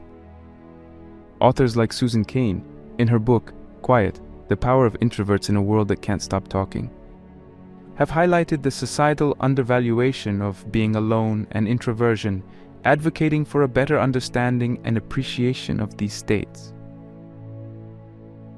Aristotle's observation that those who delight in being alone are akin to gods or wild beasts speaks to the ancient recognition of the exceptional nature of solitude. It acknowledges that finding contentment and joy in being alone is a departure from the norm, a trait seen in those who have transcended common societal tendencies. This perspective resonates through the ages, from Eastern philosophy's view of solitude as a path to enlightenment, to Western philosophy's emphasis on solitude for authenticity and self-sufficiency, and into modern understandings of the psychological benefits of spending time alone. Each of these perspectives contributes to a richer understanding of the value of solitude. In Buddhism, solitude is not merely a physical state, but a mental and spiritual discipline. The practice of solitary meditation, known as bhavana, is central to Buddhist practice. It is in the quiet and seclusion of meditation that one can observe the workings of the mind, understand the nature of desire, and ultimately transcend the cycle of suffering. The Buddhist perspective thus views solitude as essential for deep spiritual growth and enlightenment. This view underscores the idea that true peace and happiness come from within, rather than from external sources. Taoism, with its emphasis on living in harmony with the Tao, views solitude as a means to connect with the natural order of things. The Taoist sage seeks solitude to better understand the flow of the universe and to cultivate a way of life that is in harmony with it. This involves a deep listening and attuning to both the external world and the inner self. The Taoist approach to being alone is thus one of active engagement with the world in its most fundamental aspect, suggesting that solitude can bring about a profound understanding and acceptance of the nature of existence. Turning to Western philosophy, Stoicism's approach to solitude is grounded in the cultivation of inner strength and independence. The Stoic finds in solitude the opportunity to practice virtue and develop an inner citadel, impervious to the fluctuations of fortune and external circumstances. This perspective suggests that solitude can be used as a training ground for developing resilience, emotional regulation, and a deep sense of contentment that is not reliant on external validation or social interaction. Existentialism, with its focus on individual freedom and authenticity, sees solitude as essential to the project of self-definition. In the absence of external influences and societal pressures, the individual is free to explore and define their essence. For existentialists, solitude is thus a state where one can confront the fundamental questions of existence, make authentic choices, and create meaning in a seemingly indifferent universe. In the modern psychological context, the role of being alone is multifaceted. It is seen as crucial for cognitive development, emotional regulation, and creativity. Psychologists recognize the need for periods of solitude to process experiences, reflect on emotions, and develop a coherent sense of self. Authors and thought leaders in contemporary society advocate for a re-evaluation of the role of solitude, challenging the stigma associated with being alone and highlighting the numerous benefits it brings. The exploration of diverse philosophical perspectives on loneliness reveals a rich tapestry of thought. From the Eastern practices that see solitude as a path to spiritual enlightenment and harmony with the universe, to the Western philosophies that emphasize its role in cultivating resilience and authenticity, to modern psychological understandings of its benefits for mental health and personal growth. Each perspective offers valuable insights into the multifaceted nature of solitude. Aristotle's analogy of the solitary individual as akin to a god or wild beast thus serves as a poignant reminder of the extraordinary nature of solitude and its profound impact on human existence.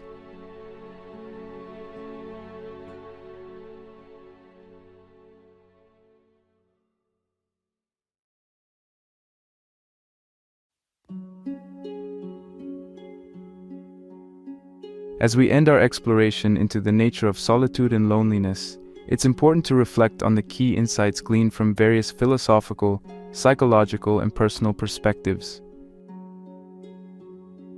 Throughout this journey, we've delved into the depths of what it means to be alone, the profound impact it can have on our personal growth, creativity, resilience, inner peace, and authenticity.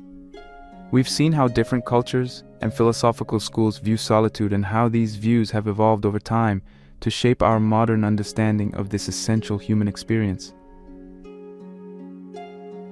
The journey of embracing solitude is not just about discovering the joy and enrichment it brings, but also about understanding and overcoming the fear of loneliness. It involves differentiating between the state of being physically alone and the emotional experience of loneliness. By embracing periods of solitude, we open ourselves to a world of self-discovery and personal growth. We learn to appreciate our own company, understand our deepest desires and fears, and develop a robust sense of self-reliance and independence. The quiet moments spent in self-reflection are invaluable. They are the moments where we grow the most. Moreover, the creative power of solitude cannot be overstated. History is replete with artists, writers, scientists, and thinkers who have found their most profound ideas in the silence of their own company. Solitude provides the space for our thoughts to breathe, for our creativity to flourish, and for our ideas to take shape. It is in these moments that we often find the insights that propel us forward, breaking through barriers and transcending limitations. The significance of solitude isn't just in what we achieve during these times, but also in how it enriches our interactions with the world and with others. A balanced life is one that values both solitude and social interaction. Each complements the other. Solitude enriches our social experiences, and our social experiences, in turn, enrich our moments of solitude. This balance is crucial for a fulfilling and well-rounded life. As we've seen through diverse philosophical perspectives, the value of solitude has been recognized and celebrated across cultures and eras. From the introspective paths of Eastern philosophies to the resilience and authenticity espoused by Western thought and the psychological well-being highlighted by modern thinkers, solitude is a golden thread weaving through the tapestry of human experience. The journey into understanding and embracing solitude is a deeply personal and transformative one. It challenges us to confront our fears, explore our inner worlds, and emerge stronger, more creative, and more authentically ourselves. It teaches us that being alone does not mean being lonely. Instead, it means being in touch with a part of ourselves that is rich, vibrant, and full of potential. Let us step into the embrace of solitude with courage and openness. Let us discover the treasures that lie within our own minds and hearts.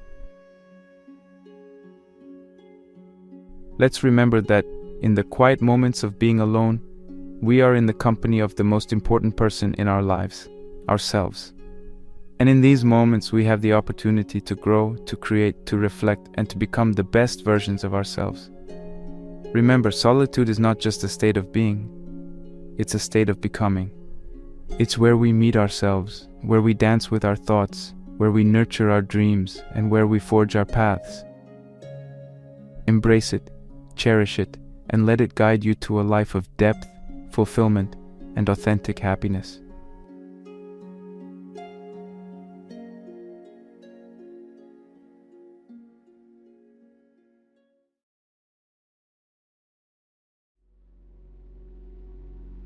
The question isn't who is going to let me, it's who is going to stop me. These powerful words by Ayn Rand encapsulate a philosophy that has inspired, challenged, and provoked thought across generations. Today we dive deep into the mind of this enigmatic figure, a novelist, a philosopher, and an unapologetic advocate for the individual. Ayn Rand, born Alisa Zinovievna Rosenbaum in 1905 in Russia, witnessed the horrors of the Bolshevik Revolution, an experience that profoundly shaped her philosophy and writing. Her journey to the United States in 1926 marked the beginning of an era where she would not only find her voice but also challenge the philosophical norms of her time. Rand's novels, Atlas Shrugged and The Fountainhead, are not just stories, they're manifestos. The Fountainhead, published in 1943, introduces us to Howard Rourke, an architect who chooses to struggle in obscurity rather than compromise his artistic vision. This novel is a celebration of the creative individual, fighting against the tide of mediocrity and collectivism. It's about the triumph of the human spirit against overwhelming odds. Atlas Shrugged, Rand's magnum opus, takes this a step further. Published in 1957, it weaves a dystopian tapestry where society's most productive members choose to withdraw their talents in protest against a parasitic system. This novel is not just a story, it's a philosophical exploration of Rand's vision of an ideal society. But what exactly is this vision? This is where we enter the world of objectivism, Rand's unique philosophy. Objectivism rests on the pillars of rational self-interest, individualism, and the pursuit of one's own happiness. It argues that the moral purpose of one's life is the pursuit of one's own happiness or rational self-interest, and that the only social system consistent with this morality is one that respects individual rights embodied in laissez-faire capitalism. Rand's philosophy is often misunderstood as a callous endorsement of selfishness. However, a closer look reveals something more nuanced. It is a celebration of the individual's potential and a call to live with integrity and purpose. Rand challenges us to think, to question, and to dare to stand alone if necessary. In today's exploration, we delve into 7 transformative lessons from Ayn Rand's philosophy. These lessons are not just abstract concepts, they are practical tools for self-development. They challenge us to look within and question the societal norms that often go unchallenged. They invite us to embrace our individuality, to value our own judgment, and to carve our own path in the pursuit of happiness. As we embark on this journey together, remember that the essence of Rand's philosophy is not in blind adherence, but in the courage to think and live independently. Each lesson we will explore is a stepping stone towards understanding not just Rand's vision, but also our own potential in this vast, complex world.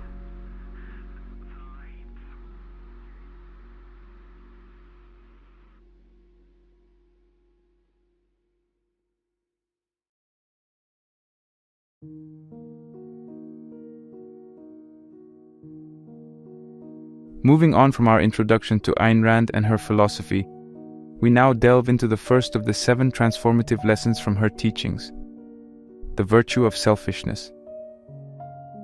Ayn Rand's concept of selfishness is often misinterpreted, leading to misconceptions about her philosophy. To understand this lesson, we need to redefine what selfishness means in the context of Rand's objectivism. For Rand, selfishness is not about mindless greed or the exploitation of others.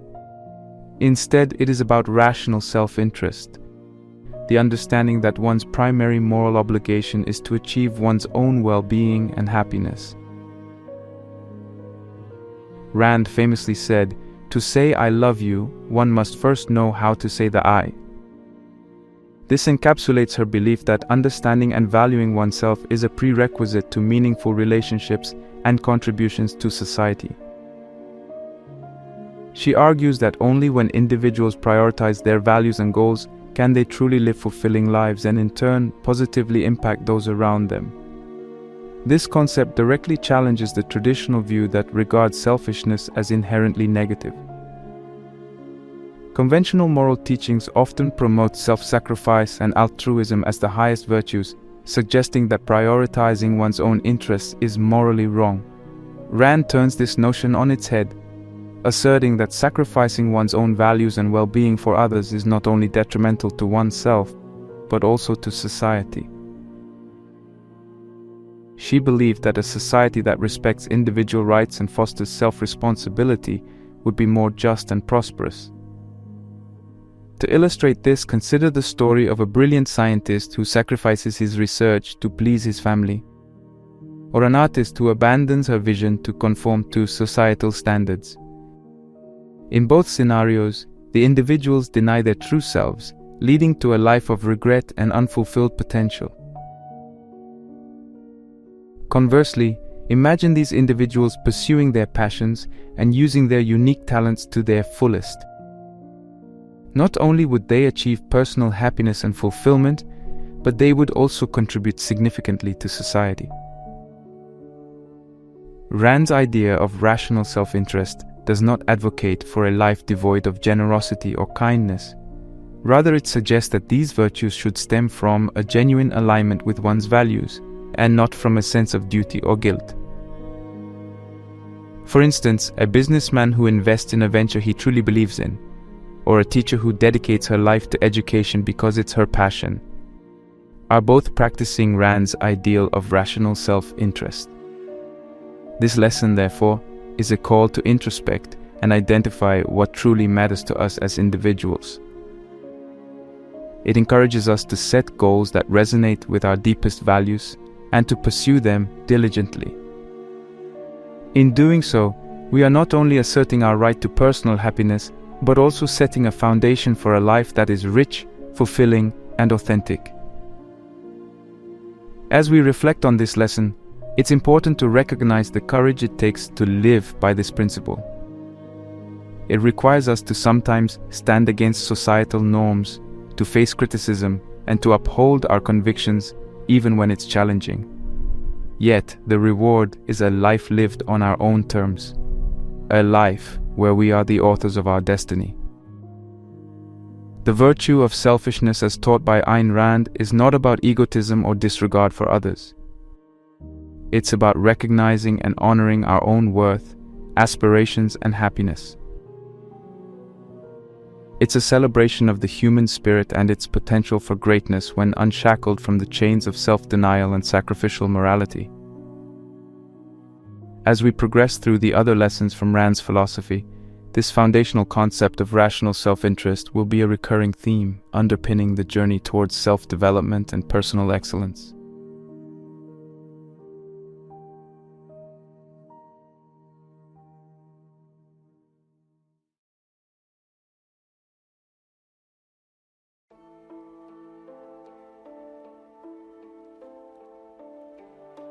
Lesson 2: The importance of rational thinking. Ayn Rand held that reason is man's only means of grasping reality and his primary source of knowledge. According to Rand, the human mind is not just capable of reasoning, but is fundamentally reliant on it for survival and flourishing. She asserts, reason is not automatic. Those who deny it cannot be conquered by it. Do not count on them. Leave them alone. This quote highlights the centrality of reason in her philosophy. It is a tool that needs to be actively engaged and cannot be taken for granted. In Rand's view, all knowledge starts with the evidence of the senses, our direct interaction with the world. From this sensory data, the mind uses reason to form concepts, integrate ideas, and make judgments. She vehemently opposed the notion of inherent knowledge or mysticism as sources of understanding. For Rand, acknowledging reason as the primary source of knowledge is acknowledging the power of the human mind to understand the world and shape our destiny within it. Critical thinking and logic are the cornerstones of rational thinking. They allow individuals to analyze information, discern truth from falsehood, and make decisions based on evidence rather than emotion or hearsay. In Rand's philosophy, the ability to think critically and logically is not just a skill, but a moral duty. It is through this rigorous process of thought that individuals can come to understand the world around them and their place within it. The application of rational thinking is crucial in decision-making. Rand believed that every choice we make shapes our lives and that these choices should be guided by rational thought rather than whims or societal pressures.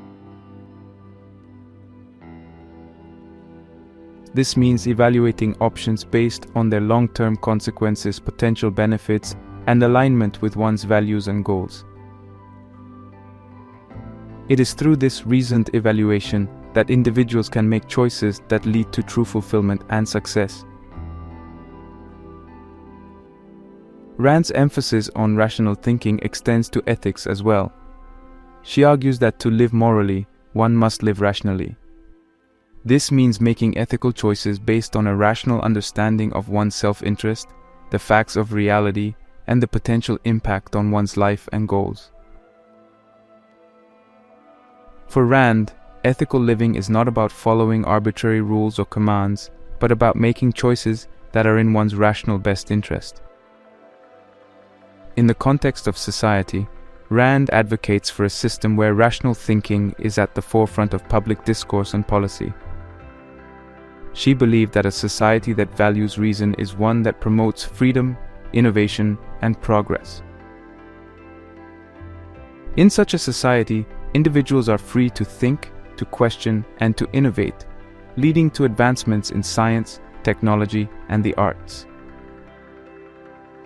Rand also placed a significant emphasis on education in fostering rational thinking. She believed that education should not just impart knowledge, but should teach individuals how to think, to analyze, to question, and to reason. An educational system based on these principles would produce individuals capable of independent thought, innovation, and responsible citizenship. For personal growth, Rand posits that engaging in rational thinking allows individuals to understand themselves better, to identify their values, and to set meaningful goals. It is through the process of rational self-reflection and analysis that individuals can grow, overcome challenges, and achieve personal fulfillment. Contrary to the belief that creativity is purely an emotional or mystical process, Rand argues that creativity too is a product of rational thought. In her view, creativity involves using reason to integrate existing knowledge in new and innovative ways. It is the rational mind that enables artists, writers, and inventors to create works that are both original and meaningful. In discussing the importance of rational thinking, it is also crucial to acknowledge the challenges it faces in contemporary society. These include emotionalism, subjectivism, and the rejection of objective reality. Rand argued that these trends are detrimental not just to individual well-being, but to the health of society as a whole.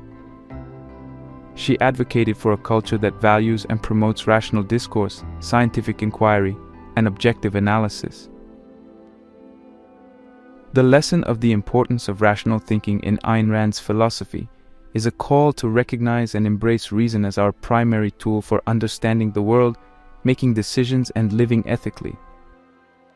It is a call to cultivate critical thinking and logic, to value education and rational discourse, and to create a society where reason is respected and revered.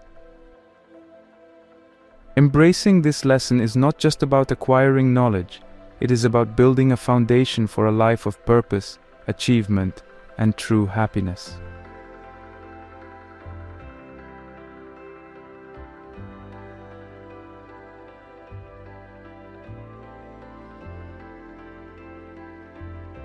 Lesson 3: Individualism over collectivism.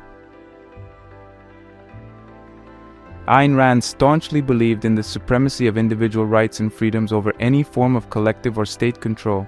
She posited that each person is an end in themselves and should never be a means to the ends of others. Rand articulates this idea vividly when she asserts, "The smallest minority on earth is the individual. Those who deny individual rights cannot claim to be defenders of minorities."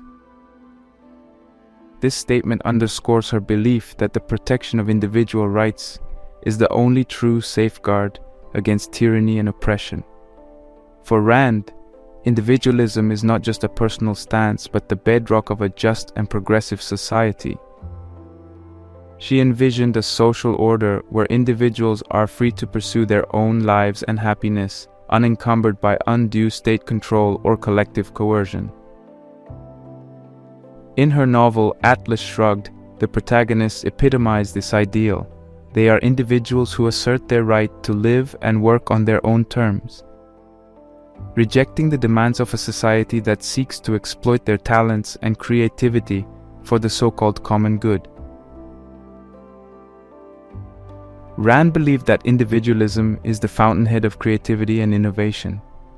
She argued that all great achievements in science, technology, art, and literature are the products of individual minds working freely and without constraint. In her view, creativity thrives in an environment where individuals are free to think, experiment, and express themselves without fear of censorship or reprisal. The unique visions and innovations of individuals push society forward, challenging the status quo and leading to progress. Personal growth and self-realization, according to Rand, are possible only in an environment that respects individual autonomy. Each person should have the freedom to set their own goals, make their own choices, and live according to their own values. This freedom is essential for discovering one's passions, developing one's talents, and achieving personal fulfillment. Rand's characters like Howard Rourke in The Fountainhead embody this philosophy. Rourke, an architect, refuses to compromise his artistic vision even when it means facing rejection and poverty. His integrity and dedication to his individual vision represent the ideal of personal growth through steadfast adherence to one's values. In contrast to individualism, collectivism, according to Rand, subjugates the individual to the group, whether that group is defined by class, race, or some other collective identity. Collectivist thinking, in her view, leads to a loss of personal autonomy and ultimately to tyranny. It stifles creativity and innovation because it demands conformity and discourages independent thought. In a collectivist society, the unique talents and aspirations of individuals are sacrificed for the group's perceived needs, leading to a culture of mediocrity and stagnation. Collectivism, Rand argues, not only limits personal freedom and growth but also harms society as a whole. When individuals are not free to pursue their own interests and develop their unique talents, society loses out on the potential contributions they could have made. Collectivism leads to a situation where instead of diverse, innovative ideas flourishing, a homogenized set of beliefs and practices takes precedence, stifling progress and leading to cultural and economic stagnation. In the realms of economics and politics, Rand's advocacy for individualism translates into support for laissez-faire capitalism and limited government. She believed that when individuals are free to trade and compete in the market, it leads to efficient allocation of resources, innovation, and wealth creation. Politically, she championed a system that protects individual rights and freedoms, arguing that such a system provides the best environment for human flourishing. The lesson of individualism over collectivism in Ayn Rand's philosophy is a profound assertion of the rights and freedoms of the individual. It is a call to recognize and honor the unique value and potential of each person. By championing individualism, Rand provides a framework for personal growth, creativity, and societal progress, contrasting sharply with the limitations and dangers of collectivist thinking. This lesson is a reminder of the importance of protecting and valuing individual rights as the foundation for a free, prosperous, and vibrant society.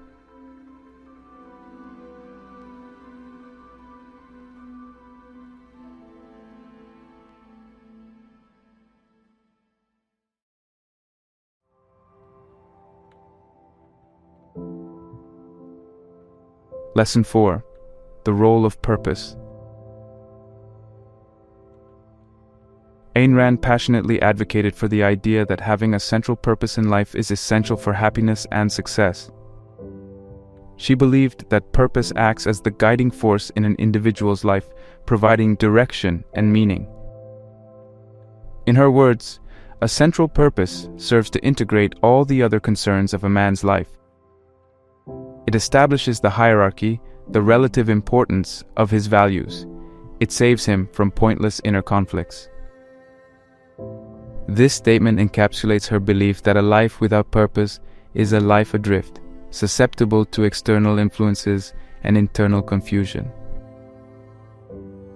Identifying one's purpose is a deeply introspective process.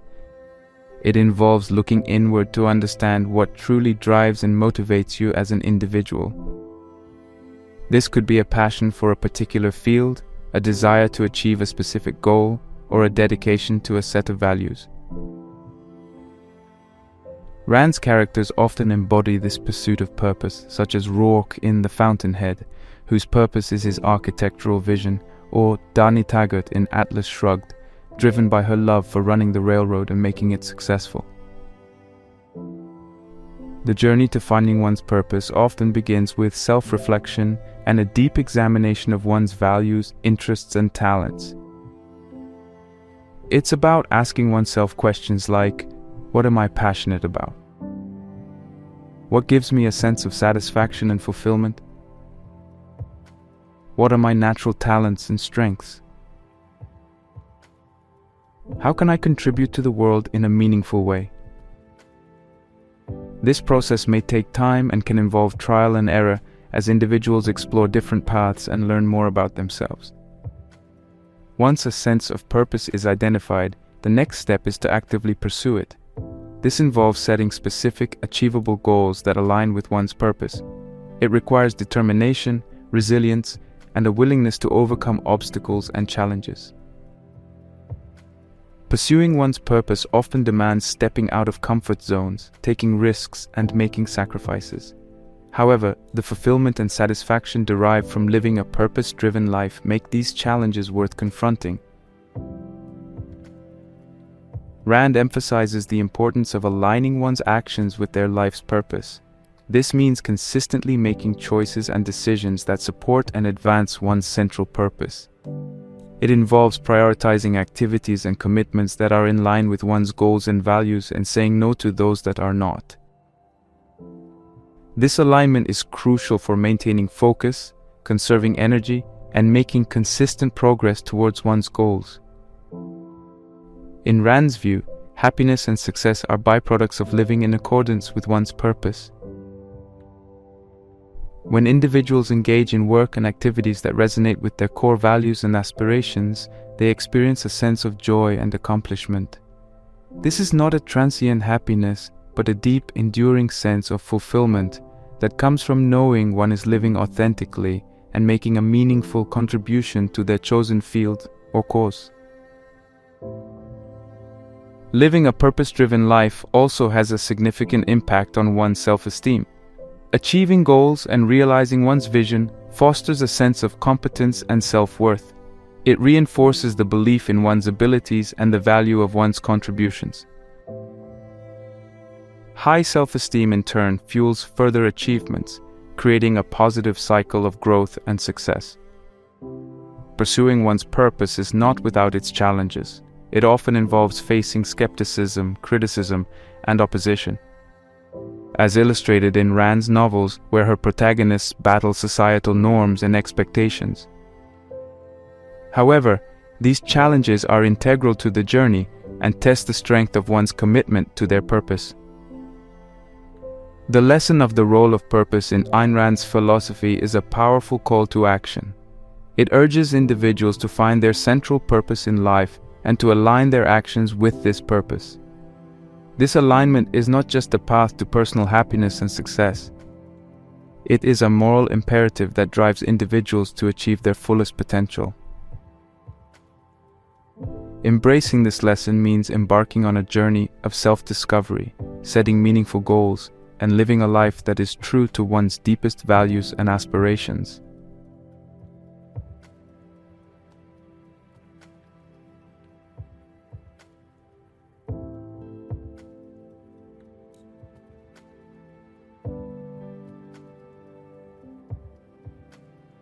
Lesson 5. The Ethics of Productiveness.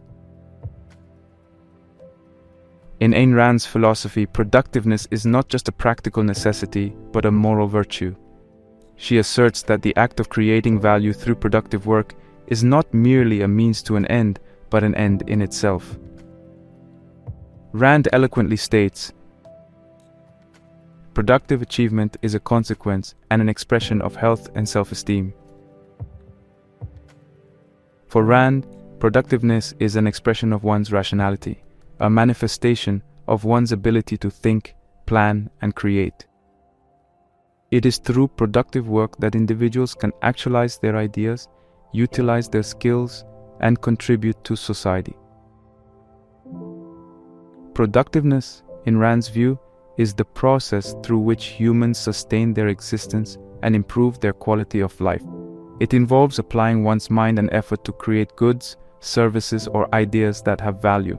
This value creation is not limited to economic terms, but encompasses artistic, scientific, and intellectual achievements as well.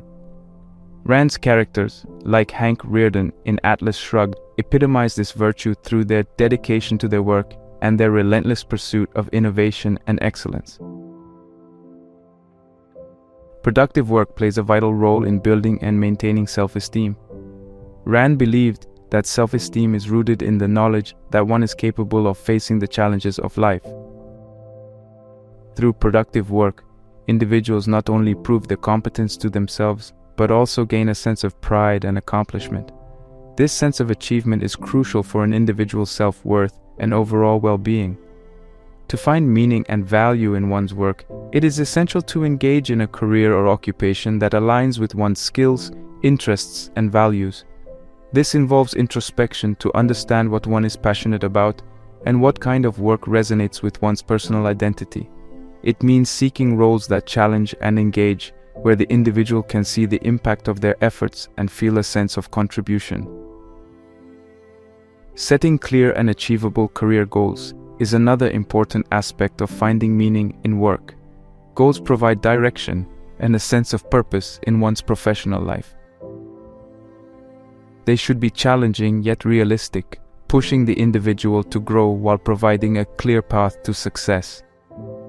Achieving these goals contributes to a sense of accomplishment and reinforces the individual's belief in their abilities. Innovation and creativity are key components of productiveness. Rand encourages individuals to think outside the box, challenge conventional wisdom, and bring new ideas to fruition.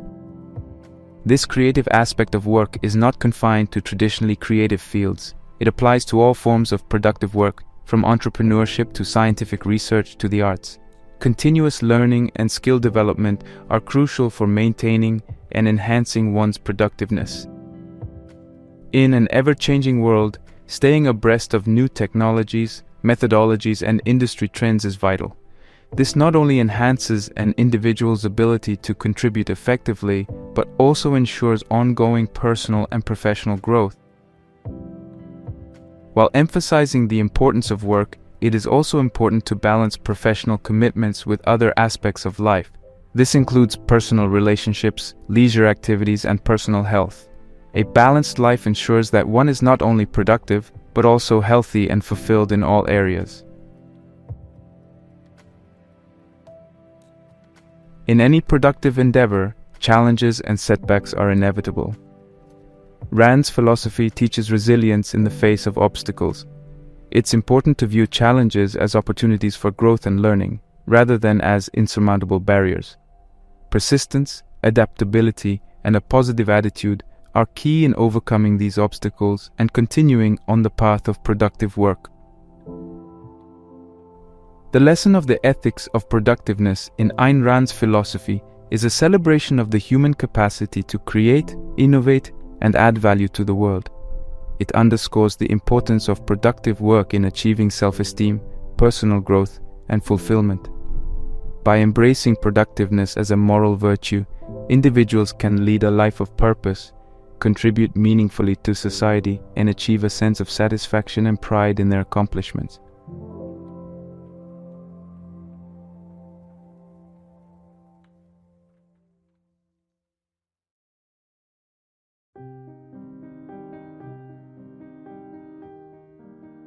Lesson 6: Integrity and Moral Principles. Ayn Rand placed an extraordinary emphasis on the virtue of integrity, viewing it as essential to living a moral and fulfilling life. She defined integrity as the refusal to compromise one's convictions for the sake of convenience or social approval. In her words, integrity is the ability to stand by an idea. This assertion encapsulates the essence of her view on integrity. It is about unwavering adherence to one's principles, regardless of external pressures or temptations.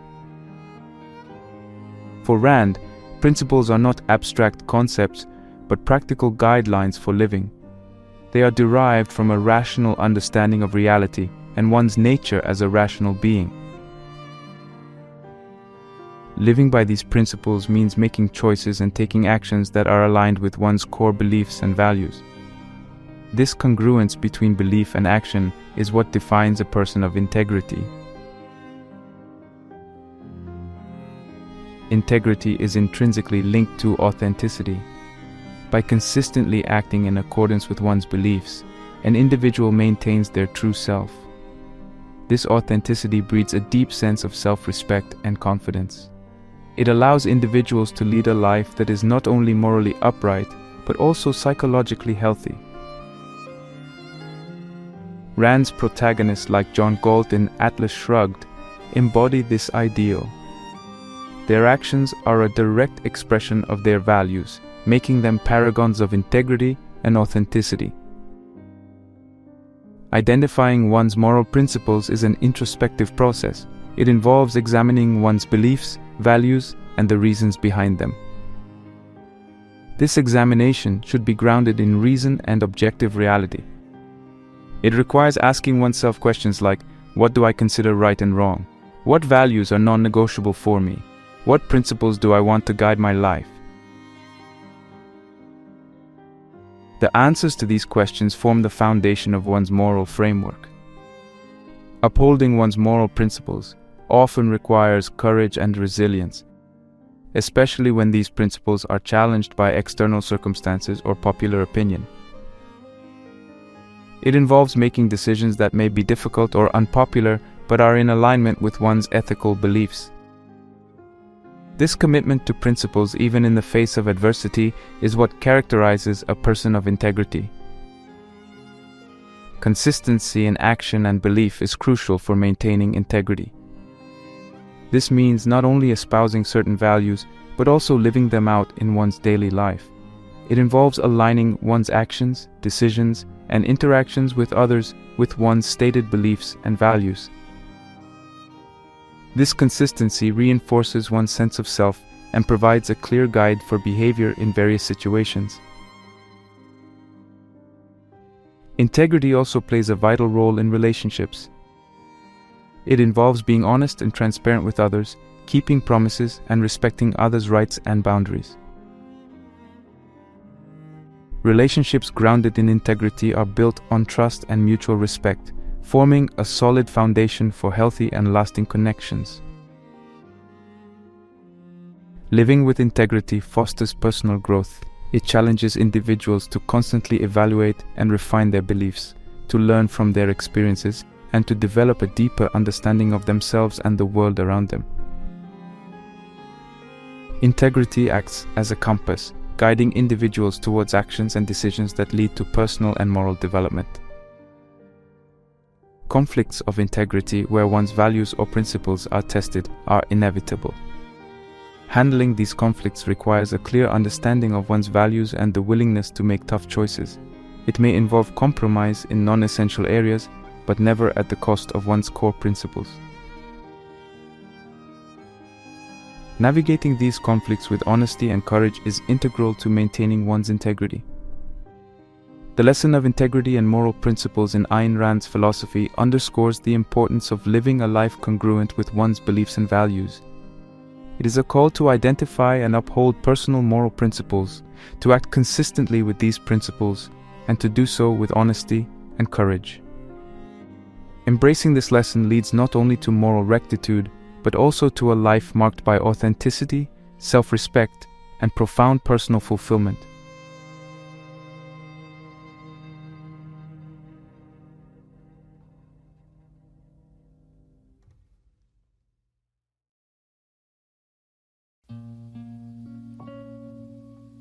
Lesson 7. The Power of Independent Thinking. Ayn Rand championed the concept of independent thinking, which she saw as essential for personal freedom and societal progress. She believed that the ability to think independently, free from societal pressures and orthodoxies, is one of the most crucial attributes an individual can possess. In her words, To think means to question, to find one's own answers, and to live by one's own thinking. This encapsulates her belief that independent thinking is not just an intellectual exercise, but a way of life. Rand saw conformity as a major threat to individualism and progress. She argued that when people conform to societal expectations or norms without critical examination, they suppress their unique perspectives and potential. Independent thinking, therefore, involves questioning prevailing beliefs, challenging established norms, and seeking truth based on one's own reasoning and evidence. Independent thought is the bedrock of innovation. Rand posited that all major advancements in science, art, and industry are the result of individuals who dared to think differently and challenge the status quo. She highlighted that progress is driven by those who question conventional wisdom and propose novel solutions to problems. This innovation is not confined to grand inventions, but occurs in everyday life when individuals apply creative and independent thought to their work and personal challenges. Personal authenticity is intrinsically linked to independent thinking. When individuals think for themselves, they develop a deeper understanding of their values, desires, and aspirations. This self-awareness enables them to live authentically, making choices that align with their true selves rather than external expectations. Such authenticity leads to a more fulfilling and meaningful life. Nurturing independent thinking requires deliberate effort. It begins with cultivating curiosity and a love for knowledge. Encouraging oneself to ask questions, seek out new information, and engage with diverse perspectives is vital. Reading widely, exploring different fields, and exposing oneself to various viewpoints can broaden one's horizon and stimulate independent thought. Critical analysis and skepticism are essential tools for independent thinking. This involves not taking information at face value, but analyzing and evaluating it for validity and logic. It means being skeptical of easy answers and popular opinions, and instead seeking evidence and reasoning before forming conclusions. Engaging in debates and discussions can also foster independent thinking. Exchanging ideas with others, especially those with differing views, challenges one's thought processes and exposes one to alternative ways of thinking. It is important, however, to approach these exchanges with an open mind and a willingness to reconsider one's views in the face of compelling arguments. Journaling and reflective practices can help in developing independent thinking. Writing down thoughts, reflections, and responses to various issues can clarify one's thinking and reveal underlying beliefs and biases. Reflecting on one's experiences and decisions helps in understanding the rationale behind them, promoting a more thoughtful and deliberate approach to life. Resisting social pressure is crucial for maintaining independent thought. This might involve standing up for one's beliefs even when they are unpopular, or choosing a path that is different from the one expected by society or family. It requires courage and a strong sense of self, but it is essential for preserving one's intellectual autonomy. While advocating for independent thinking, it's also important to recognize the value of interdependence. Humans are social beings, and collaboration and learning from others are essential parts of our existence. Independent thinking should not mean isolation or disregard for others' perspectives. Rather, it is about engaging with others thoughtfully while maintaining one's own intellectual sovereignty. The lesson of the power of independent thinking in Ayn Rand's philosophy is a compelling call to break free from the shackles of conformity and to embrace the freedom and responsibility of thinking for oneself. It is a celebration of the human mind and its capacity to question, innovate, and create. By nurturing independent thought, individuals not only contribute to their personal growth and authenticity, but also to the advancement of society as a whole.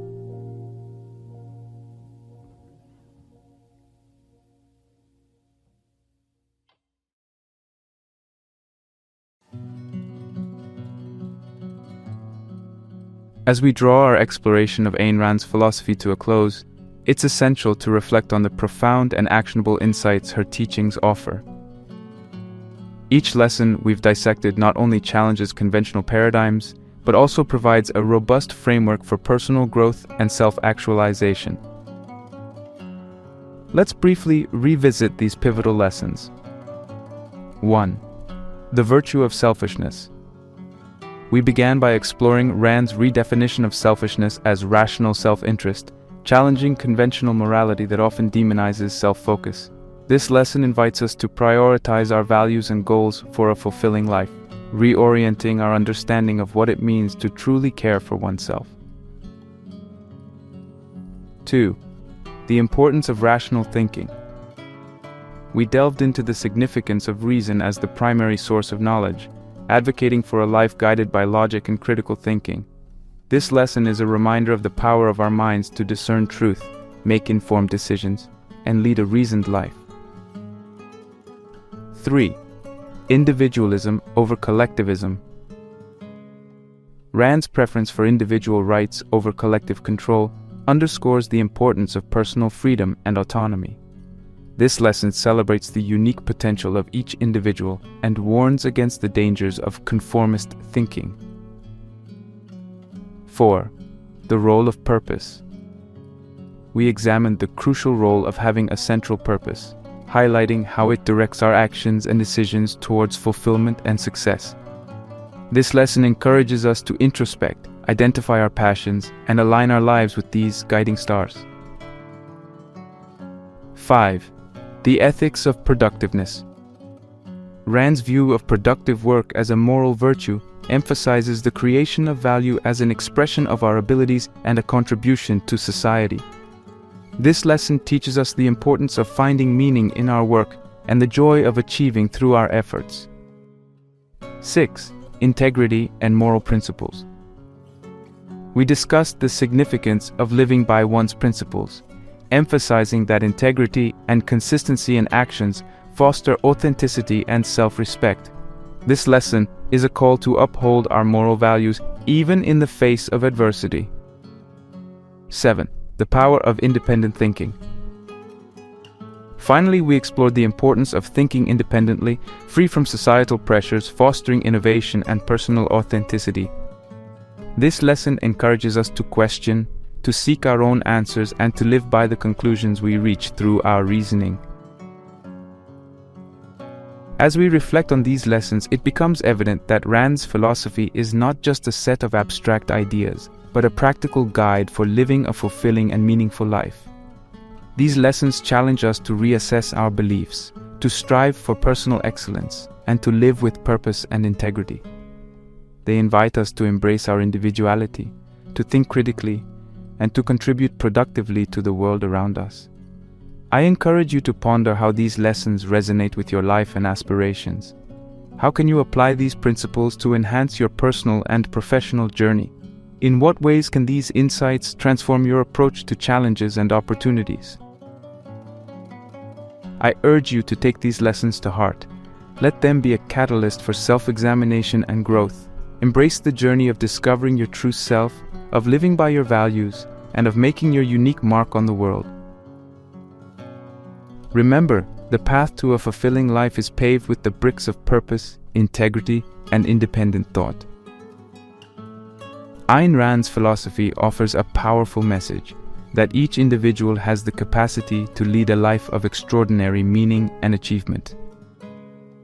It is a philosophy that champions the human spirit, advocating for a life lived boldly, thoughtfully, and authentically. So as you step forward from this moment, carry with you the wisdom of these lessons, and let them guide you to a life of purpose, integrity, and flourishing.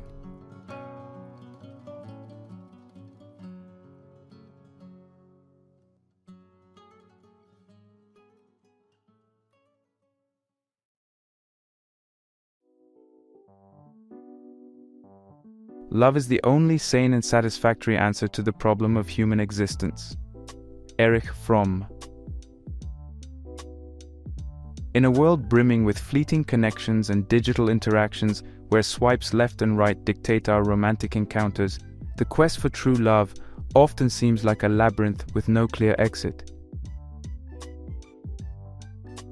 This journey, while deeply personal, is a universal human experience, laden with aspirations, doubts, and most importantly, a relentless search for a connection that transcends the ordinary.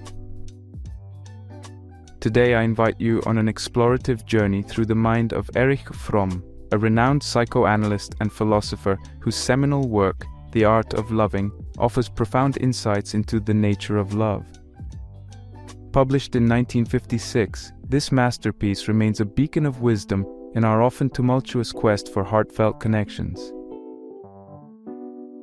But why turn to a book that's over half a century old for guidance on such a modern dilemma?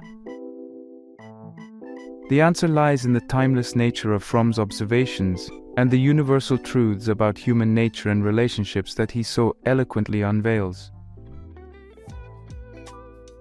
Born at the turn of the 20th century, Fromm witnessed a world in upheaval, a society grappling with the aftermath of wars, the rise of industrialization, and the advent of modern psychology.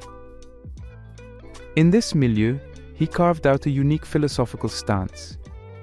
Influenced by Freudian psychoanalysis, his perspectives were not just reflections of a clinical mind, but also of a heart deeply attuned to the human condition. The Art of Loving is not just a book, it's a mirror reflecting our deepest yearnings and fears about love.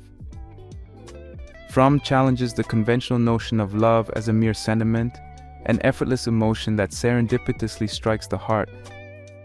Instead, he posits love as an art, akin to painting or music, requiring knowledge, effort, and practice. This revolutionary idea shifts the paradigm from a passive state of falling in love to an active standing in love, where love is not just felt, but lived and nurtured. But why is this perspective crucial today? In our contemporary world, where relationships often buckle under the weight of unrealistic expectations and the relentless pursuit of perfection, this wisdom is a much-needed antidote. His views prompt us to introspect, to question our understanding of love, and to embark on a journey of cultivating it as a skill. A discipline that enriches not just our relationships, but our entire being. The purpose of this video, therefore, is to delve into the depths of his teachings and extract pearls of wisdom that can guide us in our pursuit of true love. We'll explore his concepts of love, not just as a romantic endeavor, but as a holistic approach encompassing self-love, brotherly love, erotic love, motherly love, and the love of God. Each of these forms interweave into the fabric of our lives, influencing how we connect with others and ourselves. Moreover, in an age where technology often dictates the tempo of our relationships, understanding and applying his principles can be transformative. His insights into the active components of love, care, responsibility, respect, and knowledge, serve as a compass to navigate the complex dynamics of modern relationships. These components are not abstract concepts but tangible actions that can be incorporated into our daily lives, redefining how we approach love and relationships. As we unfold the layers of this profound philosophy, we'll also critically examine its relevance and applicability in today's context. Do his ideas stand the test of time? How do they resonate with contemporary views on love and relationships? Are there aspects of his theory that are contentious or outdated in the light of modern psychological understanding? These are some of the questions we'll ponder upon. In essence, this journey is not just about understanding Fromm's perspective on love. It's an invitation to introspect, to challenge our preconceptions, and to embark on a more conscious and fulfilling journey towards love. A journey that is as much about finding someone to love as it is about becoming someone capable of deep, meaningful love.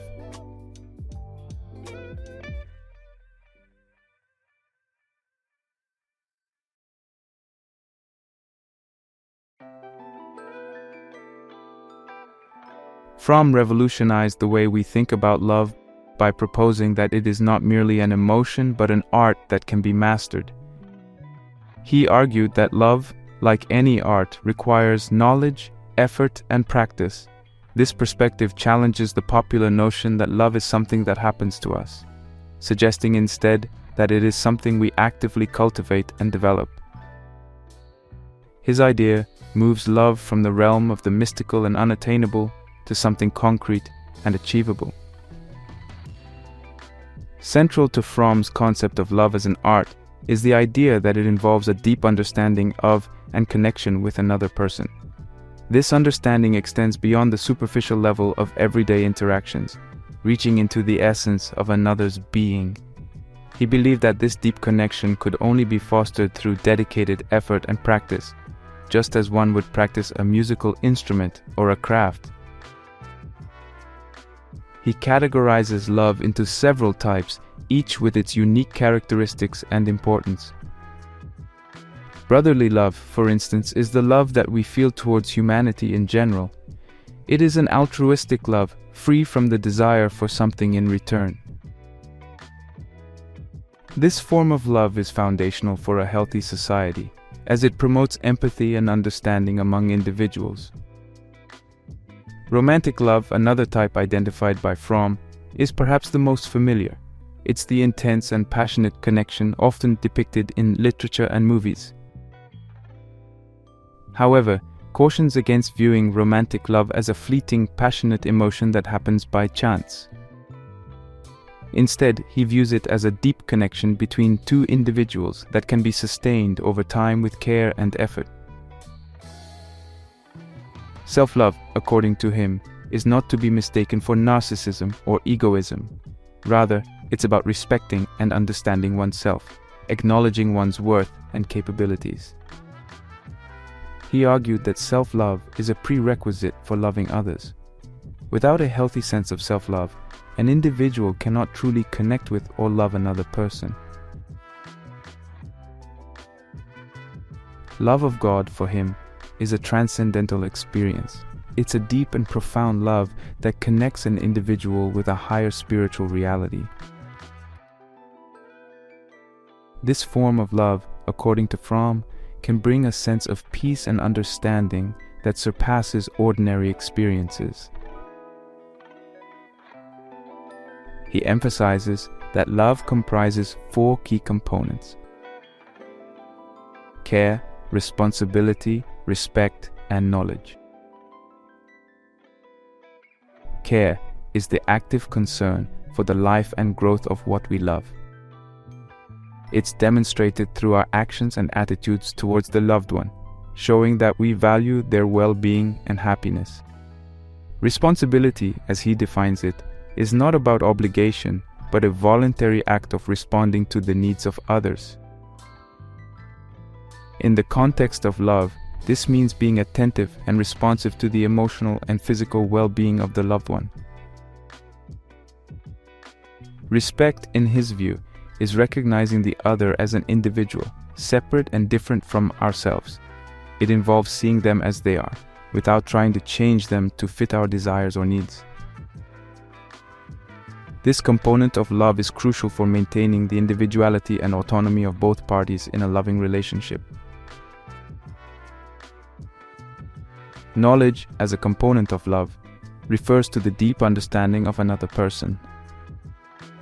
This understanding goes beyond surface-level knowledge and delves into the core of the individual's being. It's about understanding their thoughts, feelings, motivations, and experiences. Fromm also talks about the art of loving as a process of growth and development. He emphasizes that love is not a static state, but an ongoing journey. This journey involves continuous learning, adapting, and evolving both as individuals and in our relationships with others. The concept of love as an ongoing process ties back to his belief in love as a skill. Just like any skill, it requires practice and dedication. It's not about achieving a perfect state of love, but about continually striving to deepen and enrich our understanding and connection with others. His exploration of love extends to the societal level as well. He suggests that the principles of love, when applied collectively, can lead to a more empathetic and connected society. This idea is particularly relevant in our modern world, where social connections are often fleeting and superficial. The practice of love also involves overcoming various obstacles. These include societal norms, personal fears, and insecurities that can hinder our ability to love fully and genuinely. He urges us to confront and overcome these barriers to foster deeper and more meaningful relationships. His emphasis on the active nature of love is a call to action. It encourages us to engage in self-reflection and to actively work on developing the skills necessary for love. This involves not only understanding and practicing care, responsibility, respect and knowledge, but also cultivating empathy and compassion. Fromm's The Art of Loving offers a comprehensive and profound exploration of love. His ideas challenge us to rethink our perceptions of love and to approach it not just as a feeling, but as a skill that can be developed and nurtured. By understanding and applying his principles, we can embark on a fulfilling journey towards deeper, more meaningful connections with ourselves and others.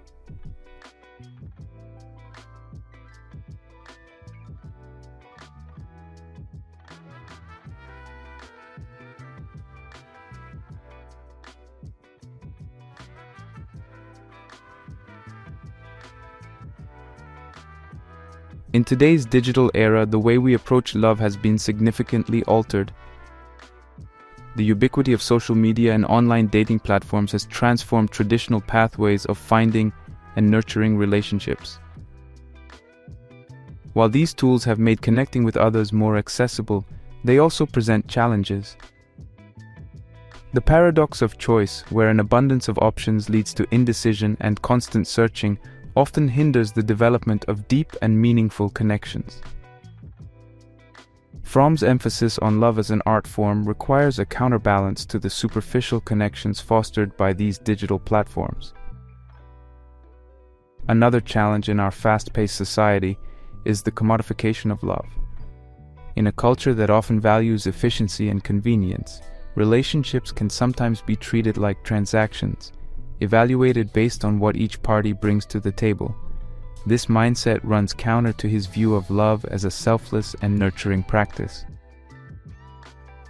It requires a shift from viewing relationships as transactions to embracing them as opportunities for growth and connection. Fromm's principles offer valuable guidance in navigating these challenges. A key aspect of practicing the art of love in today's world is mindfulness. Being present in our interactions, whether online or in person, allows us to connect more deeply with others. This means actively listening, showing empathy, and engaging in meaningful conversations beyond superficial exchanges. Active effort is another crucial aspect. In the context of modern relationships, this means taking the time to really get to know someone, understanding their needs, desires, and fears. It's about going beyond the online profile or the persona presented in social situations to connect with the authentic individual. Respect for individuality is essential in today's diverse society. His concept of respect involves appreciating and celebrating differences rather than expecting others to conform to our own ideals or standards. Practicing self-love is also vital. In an age of social media where comparison is inevitable, maintaining a healthy sense of self-worth can be challenging. Cultivating self-love according to these principles involves engaging in self-care, setting boundaries, and valuing oneself independently of external validation. Responsibility in relationships, as he outlines, extends to digital interactions. It means being accountable for our words and actions online, just as we would be in person. In a world where digital communication can often be impersonal or detached, taking responsibility for how we communicate can foster more authentic and caring interactions. Applying Fromm's component of knowledge in modern relationships involves seeking to understand the complexities of today's society and how they impact our relationships. This means being aware of the pressures and challenges unique to our time, and being empathetic towards how these factors influence individuals' behavior and attitudes towards love.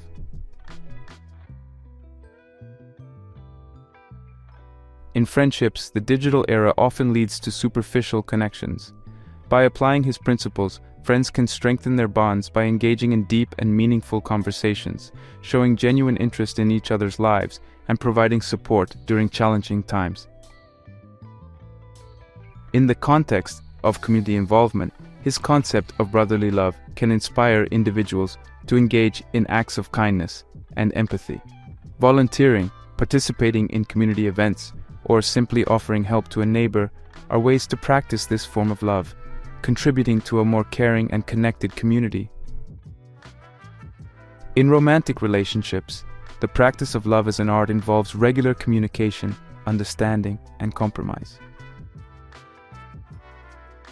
Couples can apply Fromm's principles by dedicating time to nurture their relationship, addressing conflicts with empathy and respect, and supporting each other's personal growth. For individuals seeking love, his approach suggests focusing on self-development and understanding one's own needs and desires.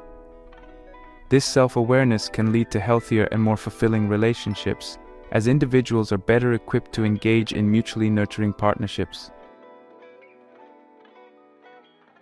Fromm's principles of love offer timeless wisdom that can be applied in various aspects of modern life. By embracing these concepts, individuals can navigate the challenges of today's digital and fast-paced society, fostering deeper and more meaningful connections in their personal, professional, and community relationships.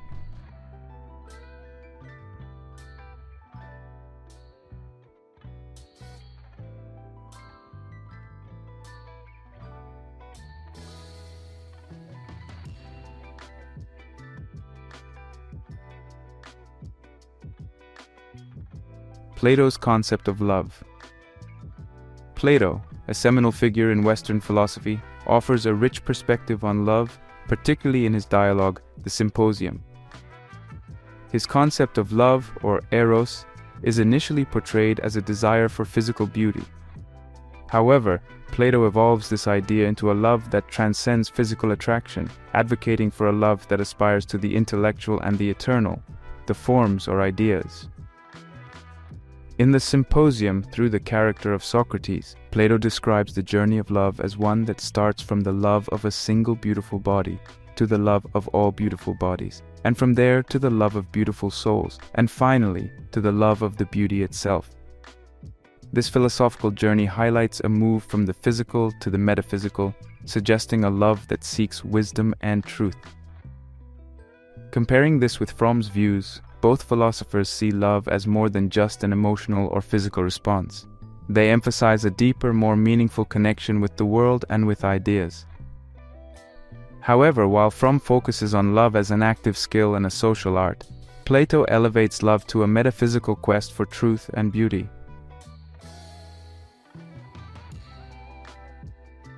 Aristotle's views on love. Another giant in ancient Greek philosophy, diverges from Plato in his views on love. In his Nicomachean Ethics, Aristotle speaks of philia, often translated as friendship or affection, which he considers as essential to human life as eros. Philia is based on mutual goodwill, equality, and sharing common interests or virtues.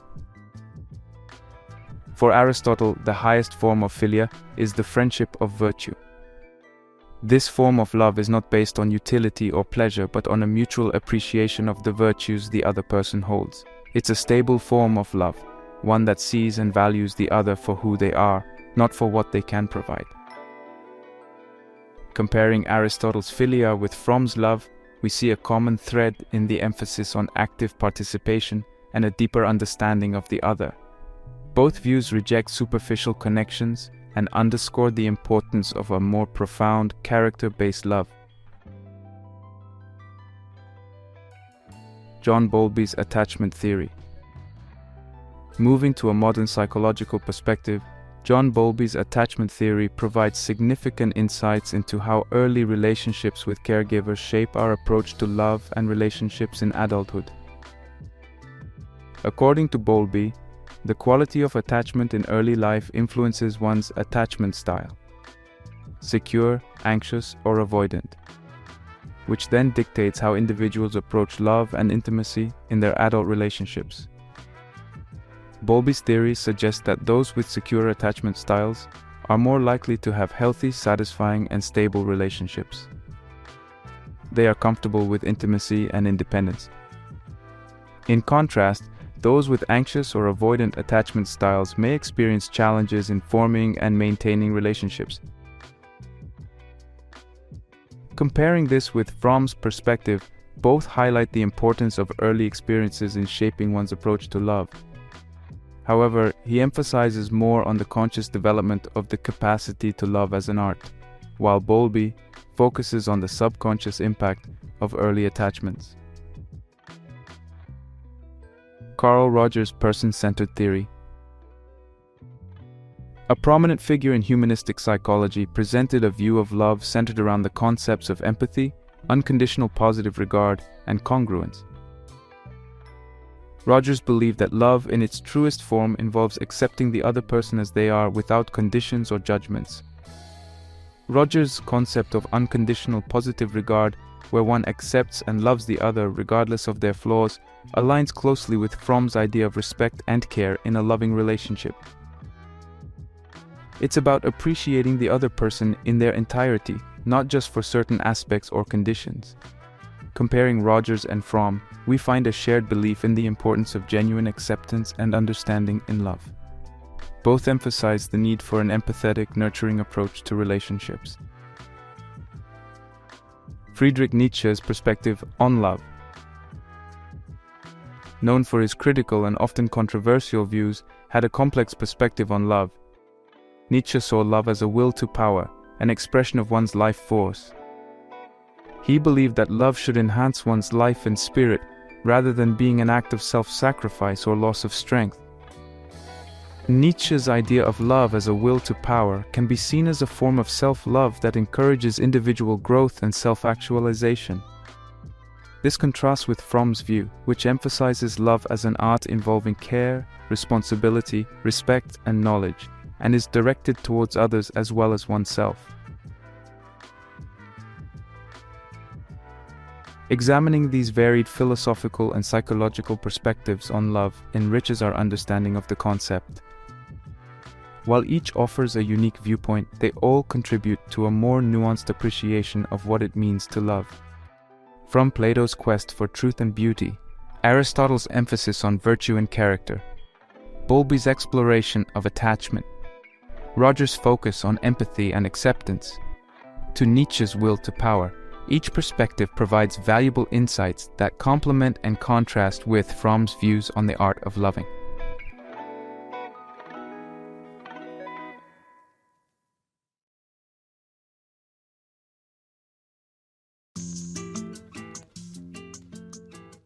As we draw this exploration to a close, it's time to reflect on the rich tapestry of ideas and philosophies we've traversed regarding the concept of love.